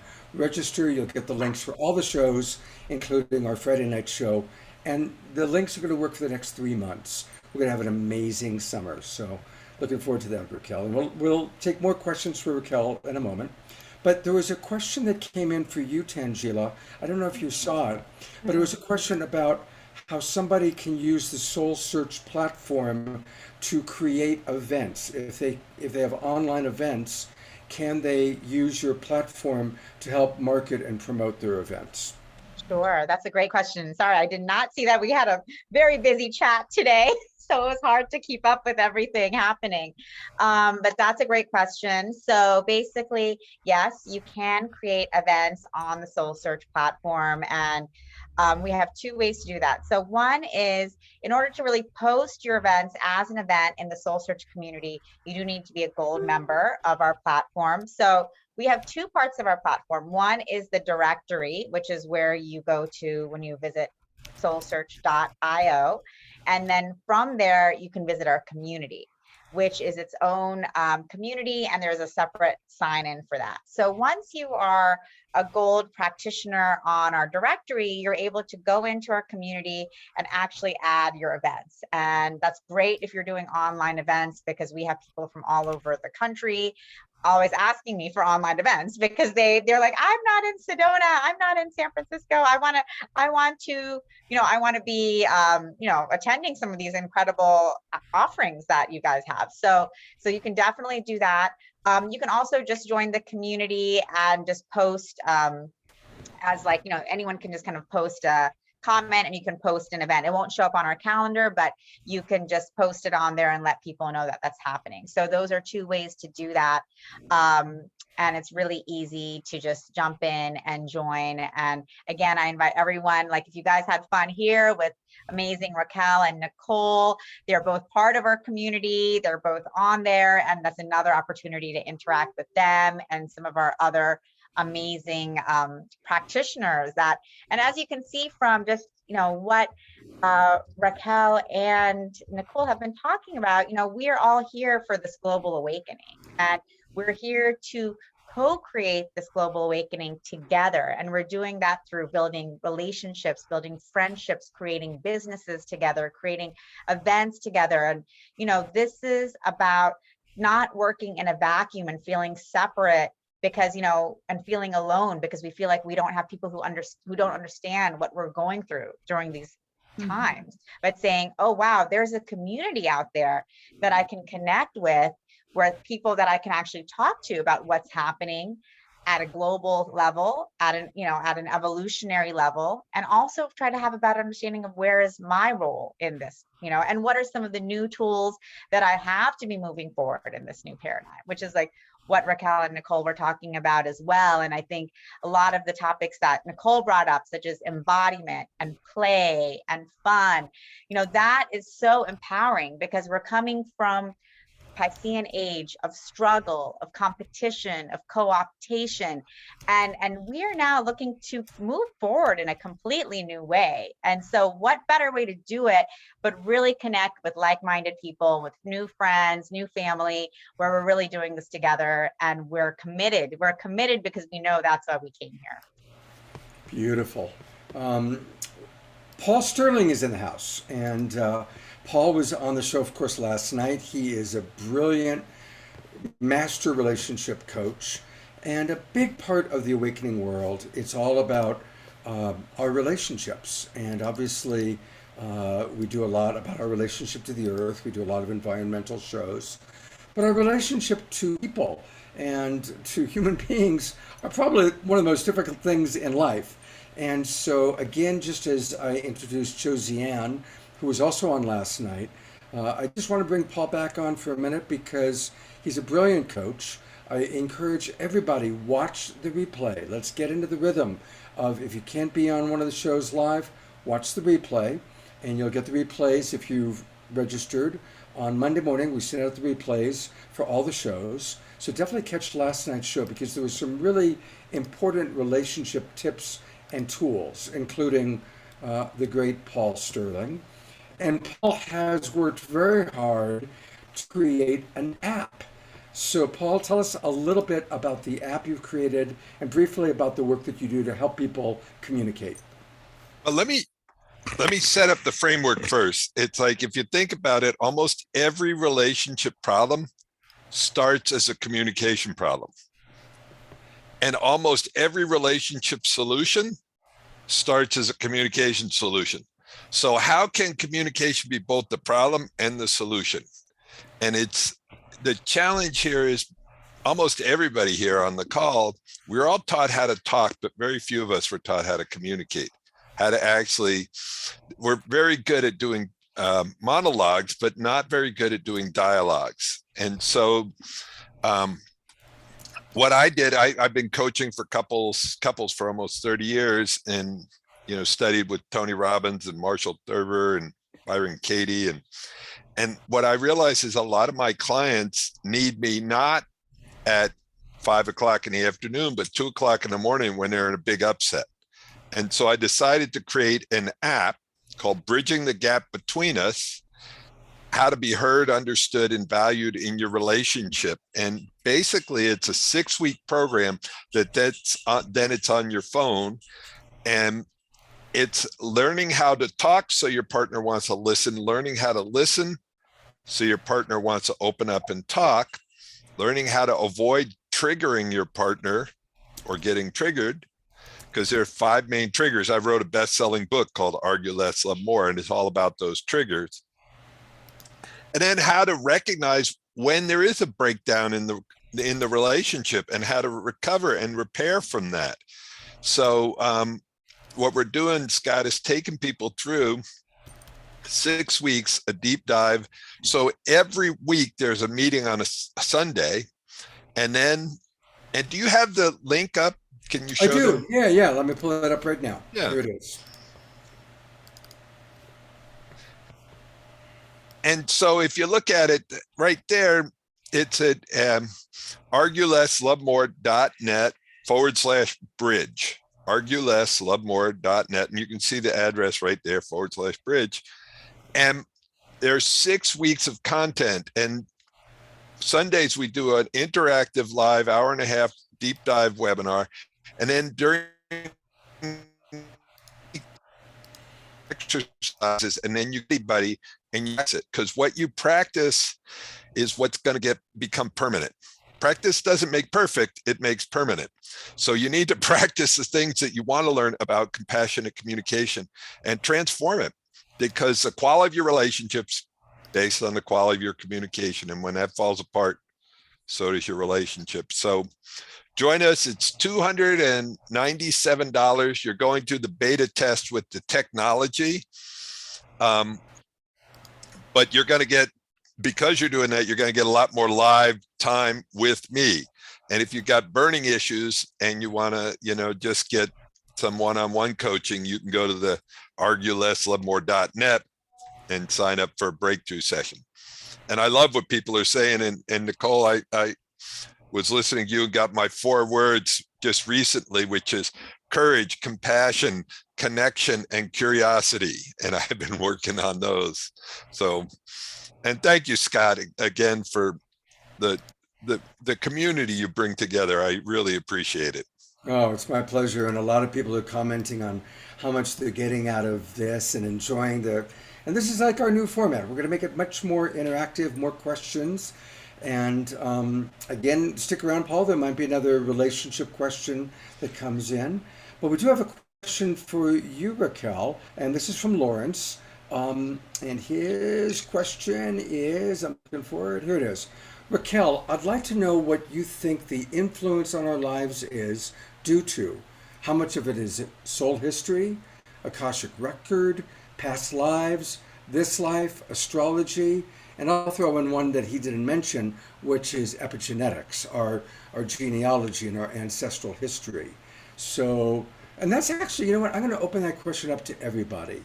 We'll start with Raquel, but I'd like to hear everybody's take on the balance of those things that influence our lives and how to work with that. It's a great question, Lawrence, but we'll start with Raquel. Yeah, it's a great question. And I can tell you from my personal experience as an astrologer, working for many years with different charts and studying the process. I personally went through my period that lasted for maybe a couple years where I just had so many questions. When I opened the door to astrology, I was like, what's going on? How come this over here is mapping out that in 2 years from now, the guy I just got married to, I'm going to be divorcing him? What is going on? Like, what is this? And I had so many questions and I started to demand answers. And I said, do we have free will? What is this all about? So I actually had a really profound segment of my spiritual awakening that involved astrology.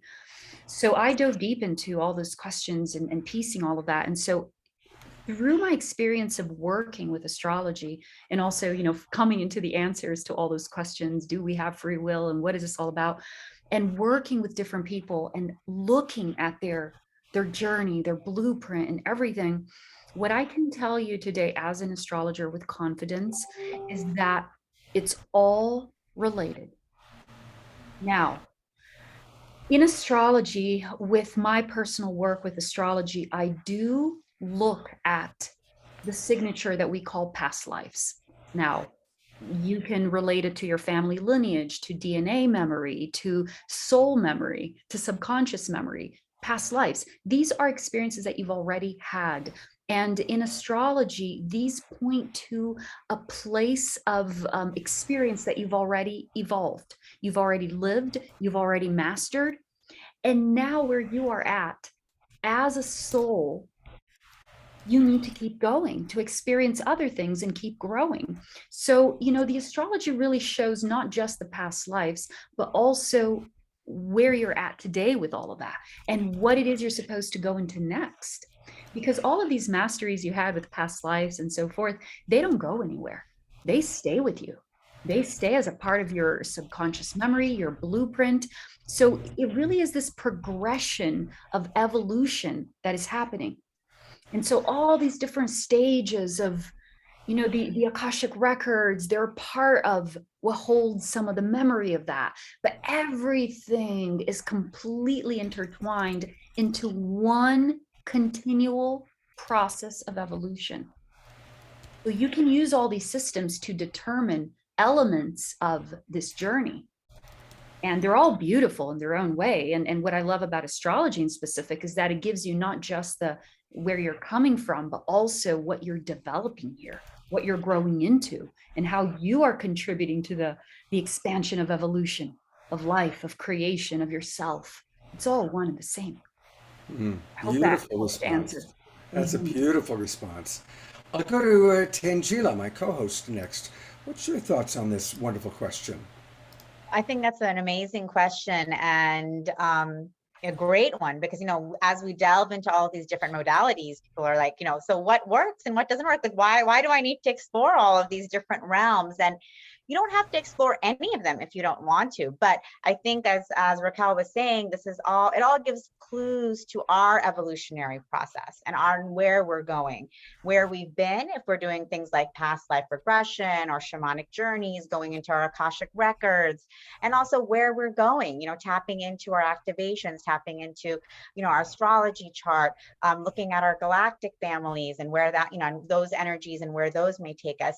There's connecting with different channels. There's so many different ways. And I think, it's never that we don't have free will. We are completely sovereign beings. But, what's amazing now is that we have access to all of these gifts that give us such a multi-dimensional opportunity to explore who we are in the fullness of ourselves. We are so much more than what society has told us up until now. We are so much more than our gender and the color of our skin and the place we were born and the culture we came from. And we're not just here to check off these boxes of school, job, marriage, kids. You know, we are here as divine spiritual beings having a human experience, and we are in the moment where this human experience is about to explode.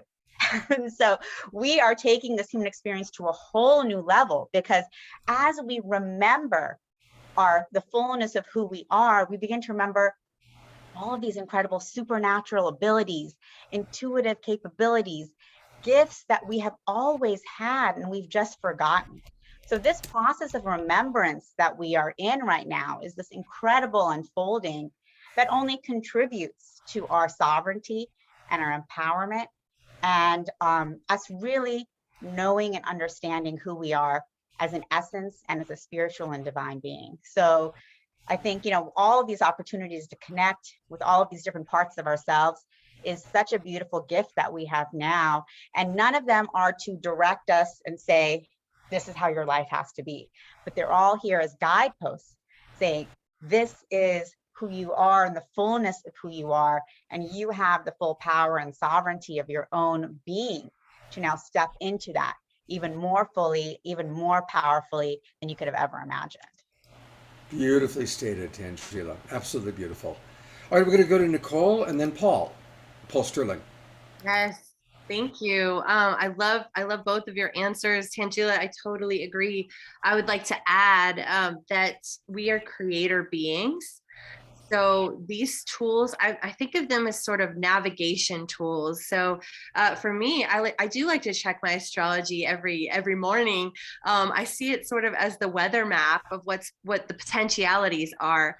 But I'm a huge believer in we get to choose. I choose. So one of the things I've stopped using the word problem or challenge. And if I catch myself, I pause and I say, what's the opportunity? So we have the power to shift our patterning, shift our language to direct our creative energy towards what we want to create. And so, you know, if you were to check your astrology and it would say, today you have the opportunity, or you have, you know, challenges may arise with a loved one or in a relationship.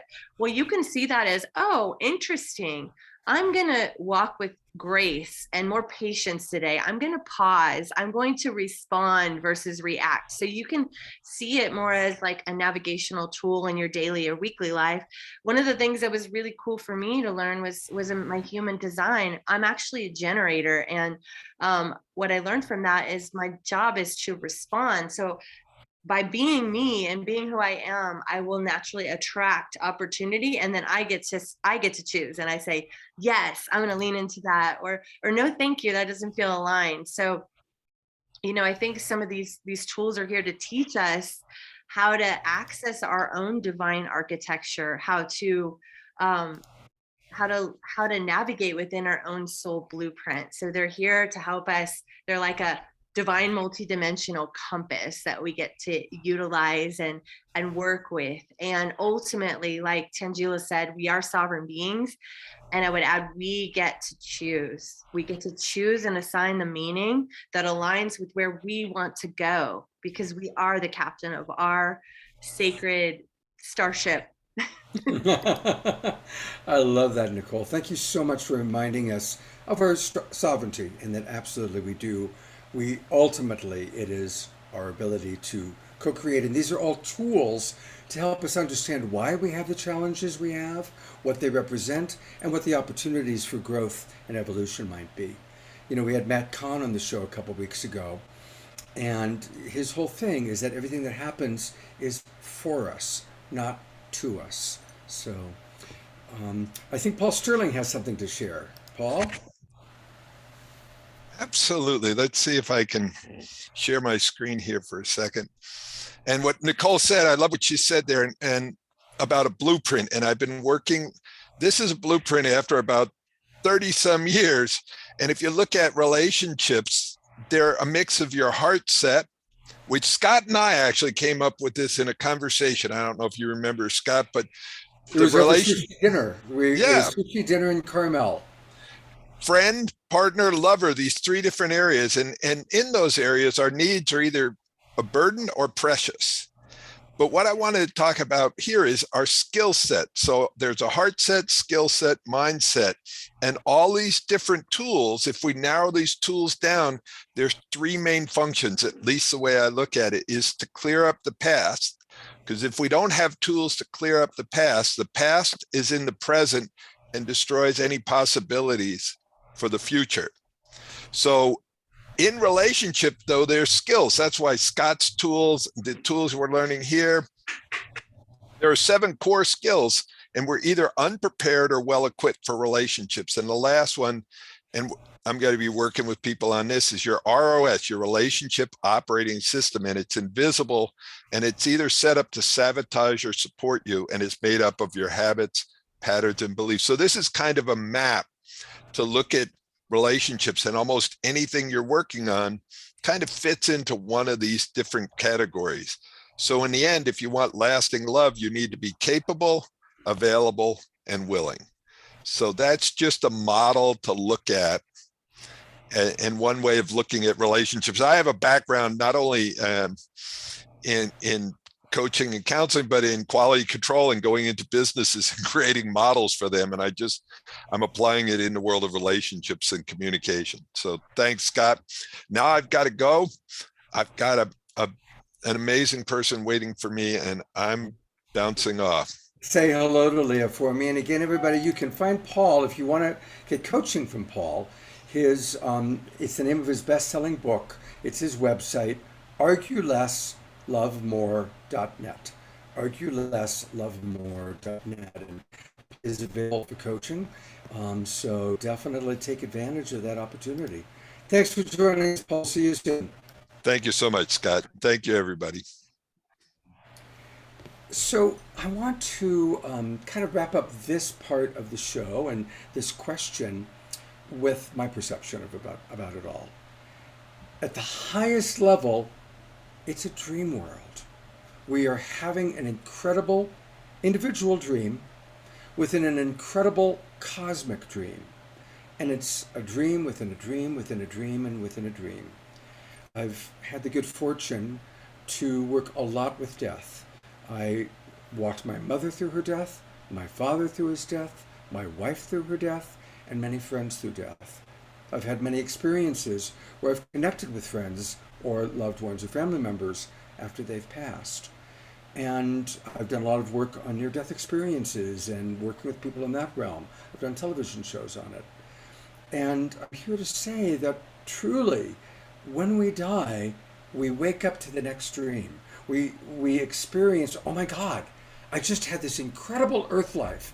I was Scott Thomas, and I or whoever it was. I was Nicole Keating, and I was in Sedona, or whatever it was. And our earth life is where we're here to learn lessons of love.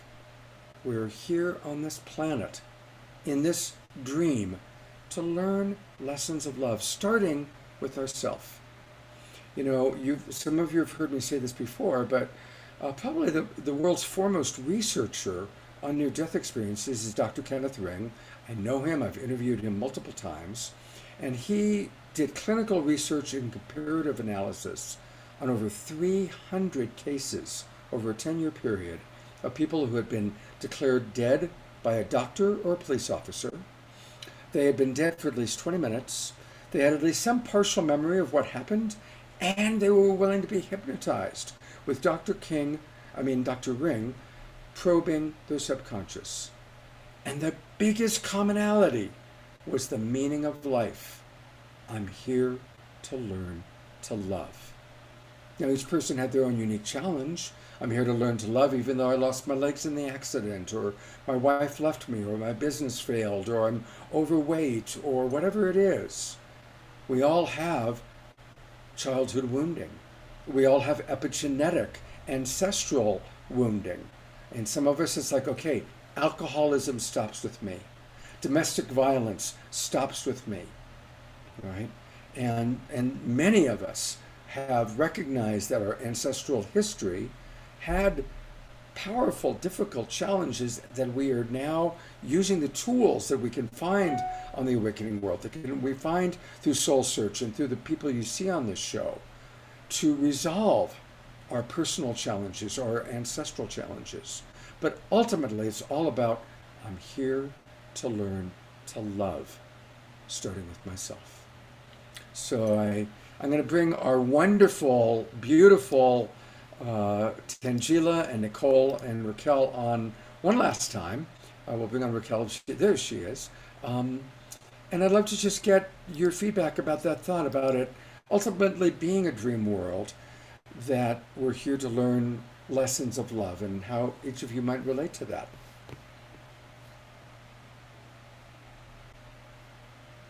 Go ahead. Anybody?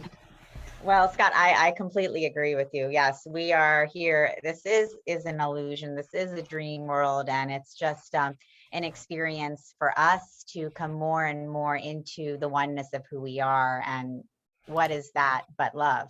So, for me personally, it's the way I try to live my life is, how can I bring the most love to every moment? Because that is my practice, and the test for me, and in every moment, in every situation, how can I be love and exude love and experience love? And because that's really what we're here for. And so with that, though, it doesn't mean that the challenges of life go away, and the ups and downs and the chaos and the obstacles that may arise. But it's up to us then to choose our reaction and to choose our way forward. And so it's not an easy path, because we do, like you said, come with our wounding, come with our history, come with not just from this lifetime, but from many lifetimes. But again, that's the beauty of why we're here, to be able to bring that forth, but then also know, as the conscious creators of our reality and the creator beings that we are, that we have the choice in every moment to say yes to who it is that we are creating for ourselves and for the world, and leave behind what no longer serves us, whatever that history may be, whatever psychological, emotional traumas, wounding that have come with us and with our families. So I do think, I think what you said is so beautiful, and it's really important for us to remember as we move through this earth plane, and especially the space and time that we're in now, which is full of so much transformation and, political upheaval, economic changes that are coming. So with all of these shifts happening, again, I think coming back to love, coming back to our creator selves, and coming back to choice, as Nicole said as well. Like, we always have that power to choose. And for me, that's so important, what you shared, Scott, in terms of, we are here as beings of love, and we can choose who we are in every moment and leave the past behind if it no longer serves. Beautiful.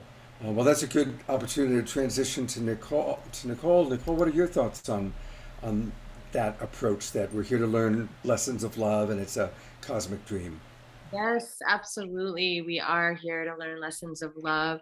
And something that I'm really working with right now, and I'm really noticing is valuable for people, is vulnerability and authenticity, and being like coming down off of like the perfection pedestal into like the realness and the rawness, and like, oops, like that didn't work, right? Like just showing like your authenticity and your vulnerability through when you're shining your light and your offerings. And that allows people to become undefended. And,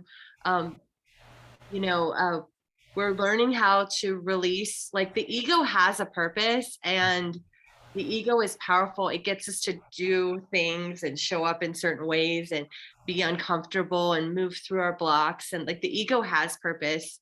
I listened to Anita Morjani talking about this when she was here. But when we are able to become undefended, then we can actually relate through the lens of love. One of the things Tanjila and I do when we work together, and I just want to share this because this is something that you can do, all of you, no matter the work you do, no matter the relationships you're in. We when we start our calls to work on soul search, we bring in our angels, we bring in our guides, we bring in the energy of love, we bring in the divine feminine and the divine masculine, and like we raise our consciousness together, and then from that space we work from there. And I'll tell you, the energy that is created by bringing in the love, the cosmic universal love. And I do this with all of my clients. I just worked with Luana, who's in our platinum group today. And I start everything that way because it elevates the energy, and it allows you to channel pure source love into that conversation, into those ideas, into those systems you're building for in soul search. It's literally for all these souls that we're merging and bringing together. Like when we tune into that, we know our bigger purpose, and we're seeing, speaking, creating through the lens of love and through our hearts. And the actual results, the tangible results that come from that frequency are undeniably 100 times more epic and beautiful and thoughtful and poignant than what might come, even if we're in a great place. But when we bring in that energy, we bring it up, and we call that in together, it's so beautiful and so powerful. So I would say absolutely. And I would also just say that when you fall off, because it's inevitable, we all fall off the love train, and we bounce into our shadow and our conditioning and our worries and our fears and our patterns. Just get back on. It's like getting back on the horse when you're a kid, getting back on the bike, show back up to love, and love yourself enough to be kind to yourself in that process. Beautiful. Thank you so much, Nicole. It's always great to have you on the show. And I want to bring on your soul search sister, Raquel, so she has a chance to share on this. And everybody, we're going to then have Magic with Paul Draper, the Global Peace Tribe announcements, and then we're going to close with an Omashar song. So that's what's happening. I'm also going to read some of your comments after Raquel shares her thoughts. Raquel, you're up. Thank you. So I do have another appointment soon, so I'm going to just share, and I will be logging off. So I just want to say thank you one more time before I share my final thoughts here. Thank you, Scott. Thank you for this beautiful team, and for everybody present that is here showing up and just adding to the light of the world. Thank you. And I will be back on Friday. So yes, show up on Friday and bring your questions. We're going to dive deep into some really powerful astrological perspectives then.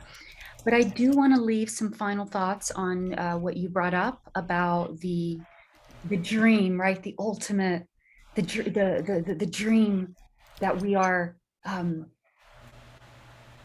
I saw a lot of the comments in the chat that were also expressing about, well, I prefer to stay in the reality, and like, what is this dream versus reality that we're talking about here? So this is what I wanted to share, just my perspective on it. And it's very interesting because before I talk about the dream that we're in, I want to just bring focus to what you said, Scott, about this space that we are entering of just, it ends here. This pattern of addiction, this pattern of depression, this pattern of abuse ends with me.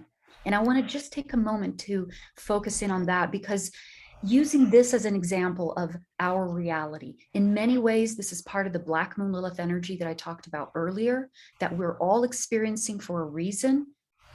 And in this part of our reality that we are being made to face these, it ends with me.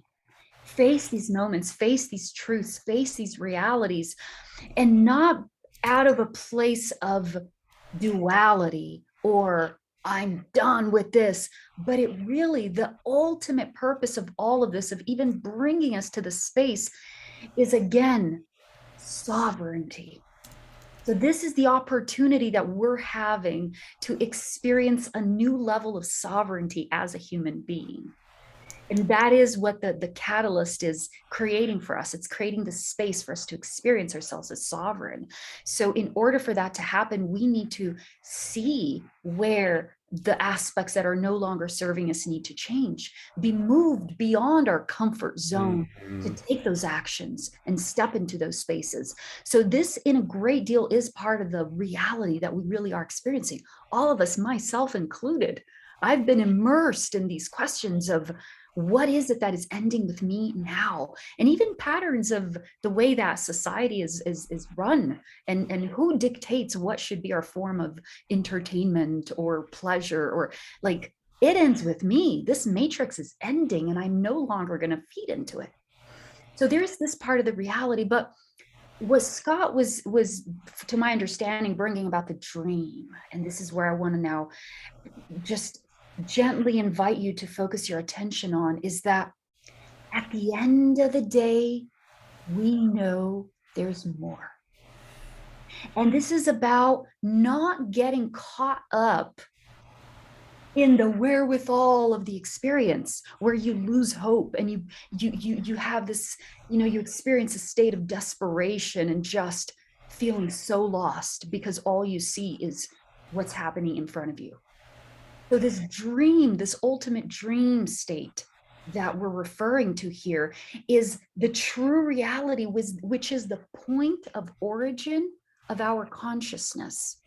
We are not just this physical experience. We are so much more. And so it really becomes about being able, having the ability to be fully present with each experience as it comes. This is not about denying and saying, I'm going to transcend the experience. Yeah, you will one day, but you're only going to transcend it when you go through it. Yes. So really about embracing that and owning that. Every part of your experience, being present with it, but not making it all about the experience, being in the world, but not of it. You know that there is a greater stream, a greater force, a greater intelligence that is operating through that experience. So this is what we teach, in the SoulSearch platform and through our services, is how do you make this transition? How do you fully immerse yourself in the experience of saying it ends with me? Because this is your contribution to the evolutionary process of humanity, but also have the ability when need to through meditation, through other moments where you can remember that this is all just a temporary experience for your evolution. That's what I want to leave you with. My 2 cents. Beautiful. Thank you so much, Raquel. Have a beautiful evening. I know you're off, and we'll see you on Friday night. Friday, yes. Thank all of you. Fantastic. I'm going to just read a few comments from all of you, because I really want to make it more as interactive as possible. That's like the new vision. Karen Eisenberg writes, beautiful, Raquel. It ends with me. Dia writes, Raquel, you are the quintessential astrologer and expression of womanhood. Thank you, namaste. I love, love, love you. And that's from Dia. I love you too. I love you too. Thank you. Dr. Laura writes, I am done with government. I am completely done with governmental hierarchy. Power to the people around the planet. Yeah. Absolutely. Nicole writes, or Nicole right here writes, we are releasing codependency for personal sovereignty and abundant choice. Beautiful. Nancy talks about how all the planets receive sunlight. And so no planet, nothing is ever in total darkness. To recognize that we all have light within us and upon us. Scrolling up a little bit, Josie Ann, some beautiful thoughts. We're going to do a whole show with Josie Ann when she gets back from Paris. Lots of love, within here. We're a tribe, we're a community. Recently, one of our members, Carol, lost her husband, and we took a moment of prayer and maximum grace for the passage of her husband and how that's impacting Carol. Likewise, we see that somebody lost their baby. So, we pray and we heal together. And that's a big part of what takes place here. Let's just find a couple more comments. Mark Denisovsky, one of our favorite people. Oh, this is a good one. I love this. Merrily, merrily, merrily, Row, I'm going to do the whole one. He only put part of it. Row, row, row your boat gently down the stream. Merrily, merrily, merrily, life is but a dream. Now that nursery rhyme I did not know, Mark is pointing out, that was written during the plague. And the plague killed 50 million people throughout Europe. And remember, that was, when the population of the planet was very small, so it was like a third of Europe died. And he said it helped people to deal with their psychic burden. And think about that nursery rhyme that is universal. It's what we're saying. Our boat, row, row, row your boat, your life, gently through the stream of life. Merrily, do it with laughter and love, because life is a dream. So thank you, Mark. I think I'm going to close with that. Beautiful comments from everybody. And life is magical. And so what better way for us to remember that life is magical but through the power of magic? So I'm so grateful. Thank you, Paul. We went a little bit late tonight. Thanks for hanging in there with us. Hello. So yes, I think it's so nice you talking about a dream within a dream. Of course, going back to the famous quote, "Is all that we see or seem but a dream within a dream?" Edgar Allan Poe. Also particularly well done in the movie with the spinny top. What was that called? So such a good show. Brilliant, Such a fun movie. So I need someone to come up and help me. Who do we have out there that might be willing to come and help? Okay, I've gone to gallery view. Who's raising their hand? And it can be one of our presenters. Sure, but it's always fun if it's somebody that's just watching and wants to support. Who wants to be on and work with Paul? Okay, Eleanor Joy, wonderful. We love Eleanor Joy. She's one of our favorite people. Hello, Eleanor. How are you? I'm great, thank you. And I love your work. Oh, that's so kind of you, Eleanor. You're always so nice writing that in the comments. Okay, I'm going to have you help me with a deck of cards and a big prediction here. But the first thing I need you to do is I need you to look away for a moment, because I'm going to show something to everybody else. So don't look at the screen. Don't look at the screen. So I have a deck of cards here that Eleanor is going to choose from, where she can choose any card she wants. Any card she wants. Well, don't look yet, Eleanor. And then I have a prediction over here where Eleanor is going to get to make a prediction based upon what she chooses. Now, Eleanor, I want you to look back at the camera now. I have a deck of cards. Just spread them out just like this. Do you want me to start from the side I'm pointing to or start from the other side? The first side you're pointing to. Perfect. I'm going to start counting the cards. You tell me when to stop. That'll be your card. 1, 2, 3, 4, 5, 6, 7. 7. Right there. 1, 2, 3, 4, 5, 6, 7. Now, you could have stopped on any of these cards, any card at all, but you stopped right there on the seventh card, and your card is the Queen of Hearts. Oh no, the Queen of Hearts right there. I don't know how that happened since I set this up. Eleanor, have you been messing with me? I set it up ahead of time that every card in the whole deck is the King of Spades, but somehow you have the Queen of Hearts. Don't worry, we can change it just like that. My prediction, your card, the Queen of Hearts. Eleanor, you did such a great job. Thanks so much for helping me out. It's so strange here with my set. I'm all set up for the Queen of Hearts. I'm set like Lewis Carroll's Alice in Wonderland. I have the drink me and the cookies and the Mad Hatter's hat and a bunny rabbit over there with a watch on it. So we'll take this Queen of Hearts just one step further. Let's have somebody else come on and help me. Just put somebody up on the screen. Let's see who's willing to help. It can be a presenter. It can be anybody. Let's go with Nicole. We'll go with Nicole. Nicole! She's a lot of fun. I was actually going to raise my hand. Nicole, you're the one.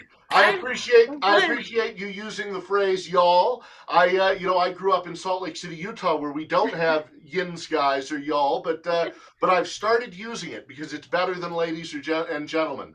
I also like what Disney is doing now. They say dreamers of all ages. So this is what I want you to do, Nicole. Okay. That is the Queen of Hearts. I'm going to try and trick you. Okay? This is an optical illusion. An optical illusion. Your job is to stop on the Queen of Hearts. Tell me when to stop. Stop.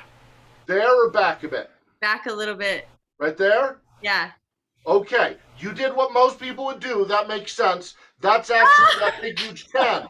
Why is that? It's an optical illusion. Because if you were to see the big card on this side, you'd see it as a little card on that side. Does that make sense? Is the way that you fan a card. So you're going to get it this time, I just know. Anytime you want, say stop. Stop. Right there? Back. Back one. There? Yeah. Okay, I don't know how this happened, Nicole, but somehow, once again, right there on that big cat. I don't know how to. Look, we're gonna play it differently. We're gonna play it differently, you and I. This time, all you need to do is not stop on the Queen of Hearts. Whatever you do, do not stop on the Queen of Hearts. That's all you have to do. Just anytime you want, say stop. Stop. Right there. Right there. Yeah. All you had to do was not stop on the Queen of Hearts. Somehow, I don't know what happened there, Nicole. Oh, that's not fair. That's just That's me. in my head, Paul. Well, you helped everybody in their heads today with talking and sharing from your heart. So thanks so much, Nicole, for coming on and sharing and playing with me for a minute. Well, I want to share one more piece with hearts before I let you go. This is, many of you may have seen me do this, but I made it again just for you here today. I went and grabbed some crepe paper from Michael's. As you can tell, looking behind me, here in my family, we like going to Michael's and creating Michael's and Target and creating things. I have two little pieces of paper, two paper hearts. I've noticed a lot of people lately online have been fighting.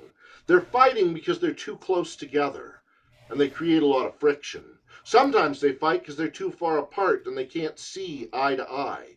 And when we fight, like the other Paul was talking about, the problem is we don't always know how to communicate, and it hurts. Ow! It tears at us. Ow! And we don't know what to do with that hurt. We become mad at the people around us. And as Scott told us, we shouldn't get mad at people. We should instead get mad at these ideas. Because as long as we stay angry at others, it doesn't hurt them. It hurts us.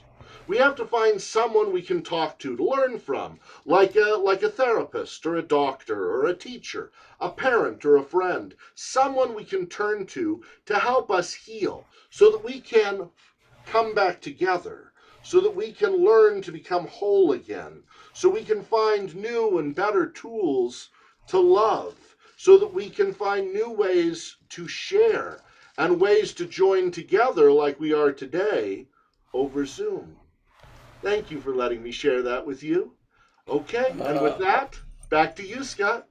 Let's all twinkle Paul. Wasn't that beautiful? Just beautiful. Everybody twinkle him, send him love, send him kisses. We love Paul. And a reminder that you can reach Paul.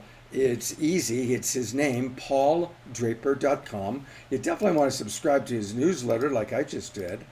And Paul, you're available for like corporate events, parties, good stuff like that. Yeah, I just did a big event for sustainability directors of all the Fortune 100 companies in America at the St. Regis here in Utah last week. So trade shows, corporate events, birthday parties in person or on Zoom. Look forward to seeing people there, but follow me at pauldraper.com. pauldraper.com. Thank you, Paul. See you soon.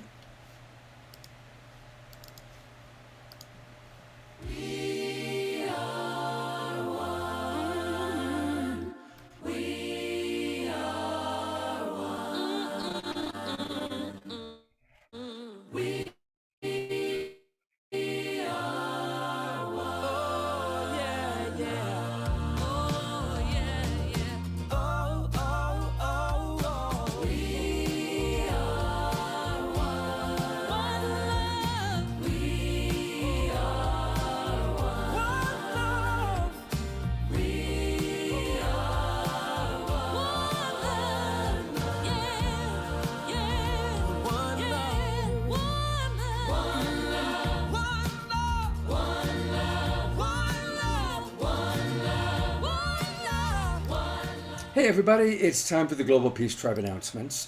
And send me your announcements. In fact, we're going to be hearing from Lawrence, who's one of our Zoom roomers. He's a Global Peace Triber, and he's got an announcement we're going to make. So I'm going to be including more and more of your announcements. And of course, all of you who have been with us for a while remember Jay Mayer. He made that video we just watched. And Jay is sponsoring something called Calling All Tribes for a Moment of Peace. We've been talking about that. And Chief Phil Lane, he's a regular on our show, is involved with this. And the whole idea is for us to meditate throughout the day, holding the vision for world peace. And as you meditate, no matter what time of day it is, just imagine it's 8 p.m. You're like sending the vibe out to this 8 p.m., whatever time zone you happen to be in. But 8 p.m. is like when people often pray, often tune in. But you can do it at any time, but just send the vibe to that 8 p.m. Calling All Tribes World Peace event. And for more details, you can go to that website. And again, I'll bring it back up for a minute. It's a beautiful thing that Jay is doing. And the website is momentforworldpeace.com. Momentforworldpeace.com. Well, if you've enjoyed tonight, and I think you certainly have because we've gotten great comments in the chat box, there's going to be more tomorrow. Tanjila is coming back as my co-host, and I love co-hosting with her. And once again, she's bringing one of her great goddess SoulSearch collaborators with her. Melissa Fike will be joining us. And Melissa is a beautiful, amazing spiritual teacher. And we'll be, again, kind of dropping into this new season and how we can increase our experience of divinity, whatever that might mean to you. So that's going to be tomorrow. And Omashar, our house musician, will be with us to play more music tomorrow. He's going to close us out in just a moment with some more music. And now I want to introduce, and I've never met him, but Lawrence is one of our Global Peace Tribe Zoom roomers, and he sent me this when he registered and asked if we could spotlight it. So hello, Lawrence. Welcome to the Awakening World. Hello, and thank you so much, Scott. And I just first of all want to say thank you to you for doing this and for continuing to do it, because we need so much of this in the world, especially today. I really honor you, and you know, even though nobody knows me, I'm very much a newbie on the Awakening World. I was introduced to it through Dean and Kathleen in Dixon, California, earlier this year. And I started to watch it, and I just was like, wow, this is like a place I can go where people are actually speaking my language, and there's conscious people here. And I learned so much tonight, and I just wanted to say to everyone, I love you all, and I'm very grateful to be here and to learn from you, and you know, help to evolve the consciousness, help to raise the frequency of the planet. Thank you, Lawrence. So and you know what, Scott, also I really liked what you said. I wrote it down. We're here to learn lessons of love. I really like that. I loved what everyone said. I was the one who asked Raquel that question because I really was curious about, you know, how astrology would relate to past lives. And you know, I think everybody really took that question and did something with it. So I honor everyone. I wanted to share about a concert that I've been studying with Master Sha for many years. Dr. and Master Sha, he started off as a Western medicine doctor. And I think that his curiosity of why some people survive chronic illness and why some people don't. When he was a young child, he studied many Asian martial arts, but he was very curious. He was very innocent, very curious, and, you know, wondering, you know, why is it that, you know, some people have more resilience, some people don't. And so then that led him to continue his search. into acupuncture, and then eventually, I think his dad gave him a book one time and said, hey, there's this guy who heals with just intention. Just his intention can heal. And he wrote to that master in China, and he said, hey, I want to learn that, and he begged the teacher, and then he studied like 13 years. And now Master Sha has really evolved. Not a lot of people know what he's doing and understand what he's doing. It's quite deep. But what we're going to see on July 22nd, and that's 7/22/2022. Mark your calendars if you can make it. It's Friday night. I think it's just an hour and a half before your Friday night program, Scott. So everyone can make it. It's free. And it's basically a getting together of different tribes. Master Sha has a global tribe. We're a global tribe right here. And also there's going to be some very special people on there that I don't really know. Queen Dayambi, who is a humanitarian. She's going to be raising money for children in Africa. There's also, many of you may know, Melan Moritz. She's a beautiful singer, and she does her singing bowls, and it's just like this beautiful, haunting sound. Everybody's singing from their heart and soul. So this is going to be definitely something to raise the frequency, to bring us all together, and to help the consciousness. I want to just also mention briefly one thing about, you might see Master Sha students with calligraphies. I don't have one behind me, but I do have one. And you might say, well, why are these guys, do these guys love art? Do they love, doing Chinese calligraphy? Well, yeah, it is kind of pretty, but what Master Sha is actually doing is a little bit revolutionary. He's actually creating portals of high frequency light through those calligraphies. So when you stand in front of them, when you trace them, when you honor them, it's kind of like going to your favorite place in nature where you all of a sudden feel refreshed, rejuvenated. You come back to that love vibration. They're completely filled with source light and source vibration. And by bringing those down, what Master Sha is doing is actually grounding them into the planet, because there's thousands of them being created all over the world. So when he's presenting those calligraphies, you're absorbing that light on the screen. And so just like all of us tonight, we come out here in a high frequency and get together and we sing and we talk. And this helps our frequency collectively before we go back out into the world. What this concert does, and what Master Sha and many of you, all of us are doing, is again, helping to, I guess you could say, compensate for a lot of the pollution and a lot of the blockages that are in the world today, and just bringing in a lot more light and bringing in a lot more love, which helps us to heal, helps the planet to heal, helps our relationships to heal, and so forth. So I don't know, Scott, if you could just show it one more time. It's a free concert.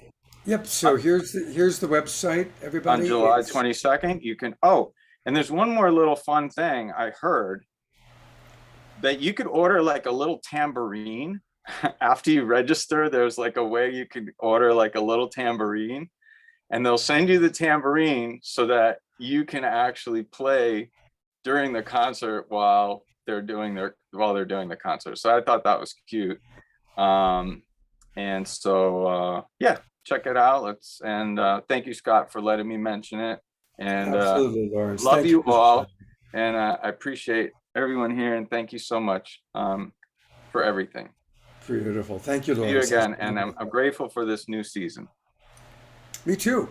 And everybody, feel free to send me things like this. I don't know if I'll do everybody's, but I'll pick and choose the ones that I think will be most interesting to the overall group. And, we're constantly playing and evolving this. So Thank you, everybody. By the way, Karen mentioned that she got a beautiful healing from Dr. Shaw. She says, Master Shaw has worked on me and he is great. I'll just briefly put the spotlight on Karen. There she is. So thank you, Karen, for sharing that with us. Thank you.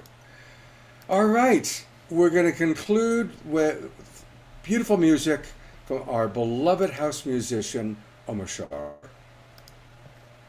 Yay, here we are. And thank you, Lawrence. When I was music director of Unity of Hawaii, we had Dr. Shah come and be our guest. And so I had a personal healing from him as well. And I know he's the real deal and definitely an interesting, powerful character.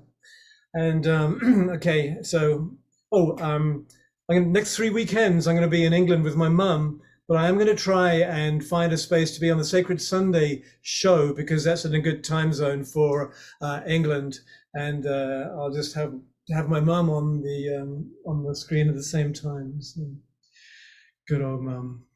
We will look forward to meeting your mother. That'll be fun. That'll be interesting.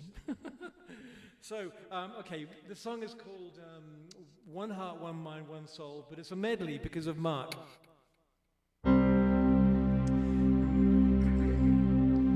Row, row, row your boat gently down the stream. Merrily, merrily, merrily, merrily, life is but a dream.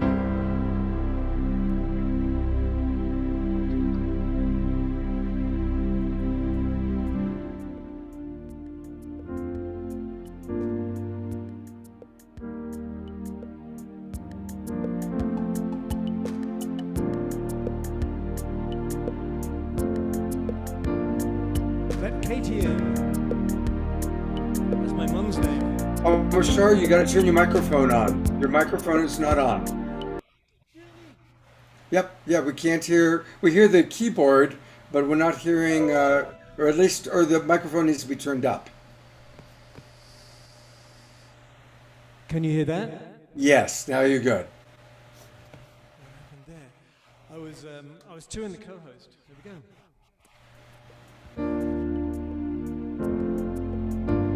Good? Yes. Love you.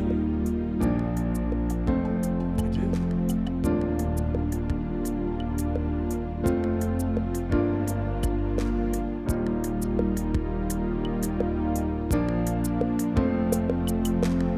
Sometimes it feels so hard to move along, saying goodbye to yesterday. Take heart, my friends, this is a new song, bringing us back to our homelands. When something troubles you, just call out my name. I'm the one who loves you.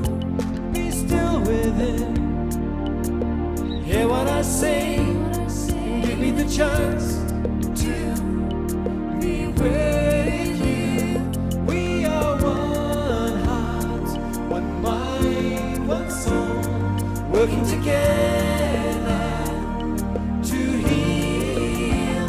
And there are no walls between us now. It's a celebration of union. So when you're feeling down and on your own, take a look around. I am in everything. Give me your burden, walk into my arms. I will lift you up, I will hold you. We are one heart, one mind, one soul, working together to heal. And there are no walls between us now.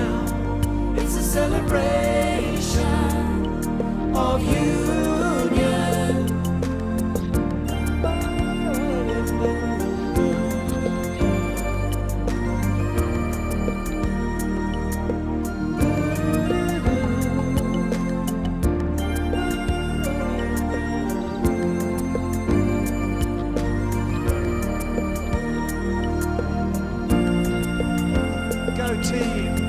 We are the ones who hear the new voice calling us home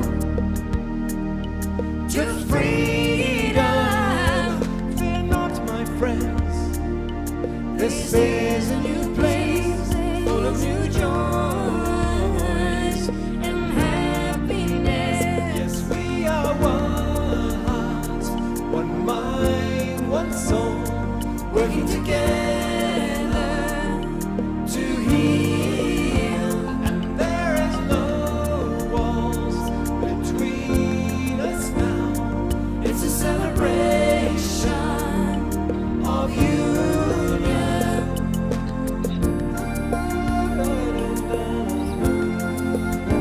We are the Global Peace Tribe.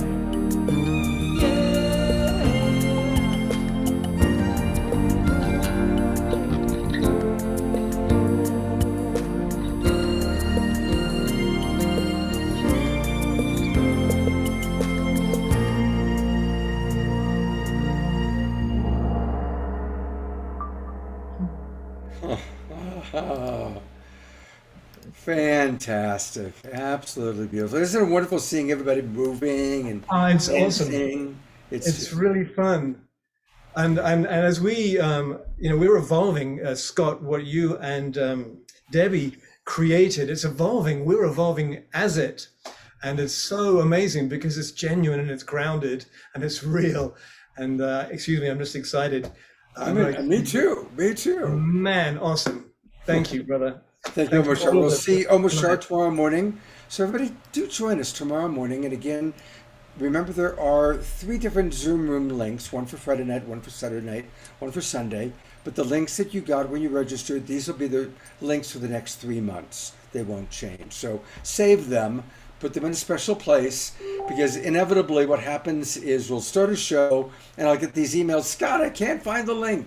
So save them in a special place, everybody. And you know what? Invite your friends. Let's really build our Global Peace Tribe.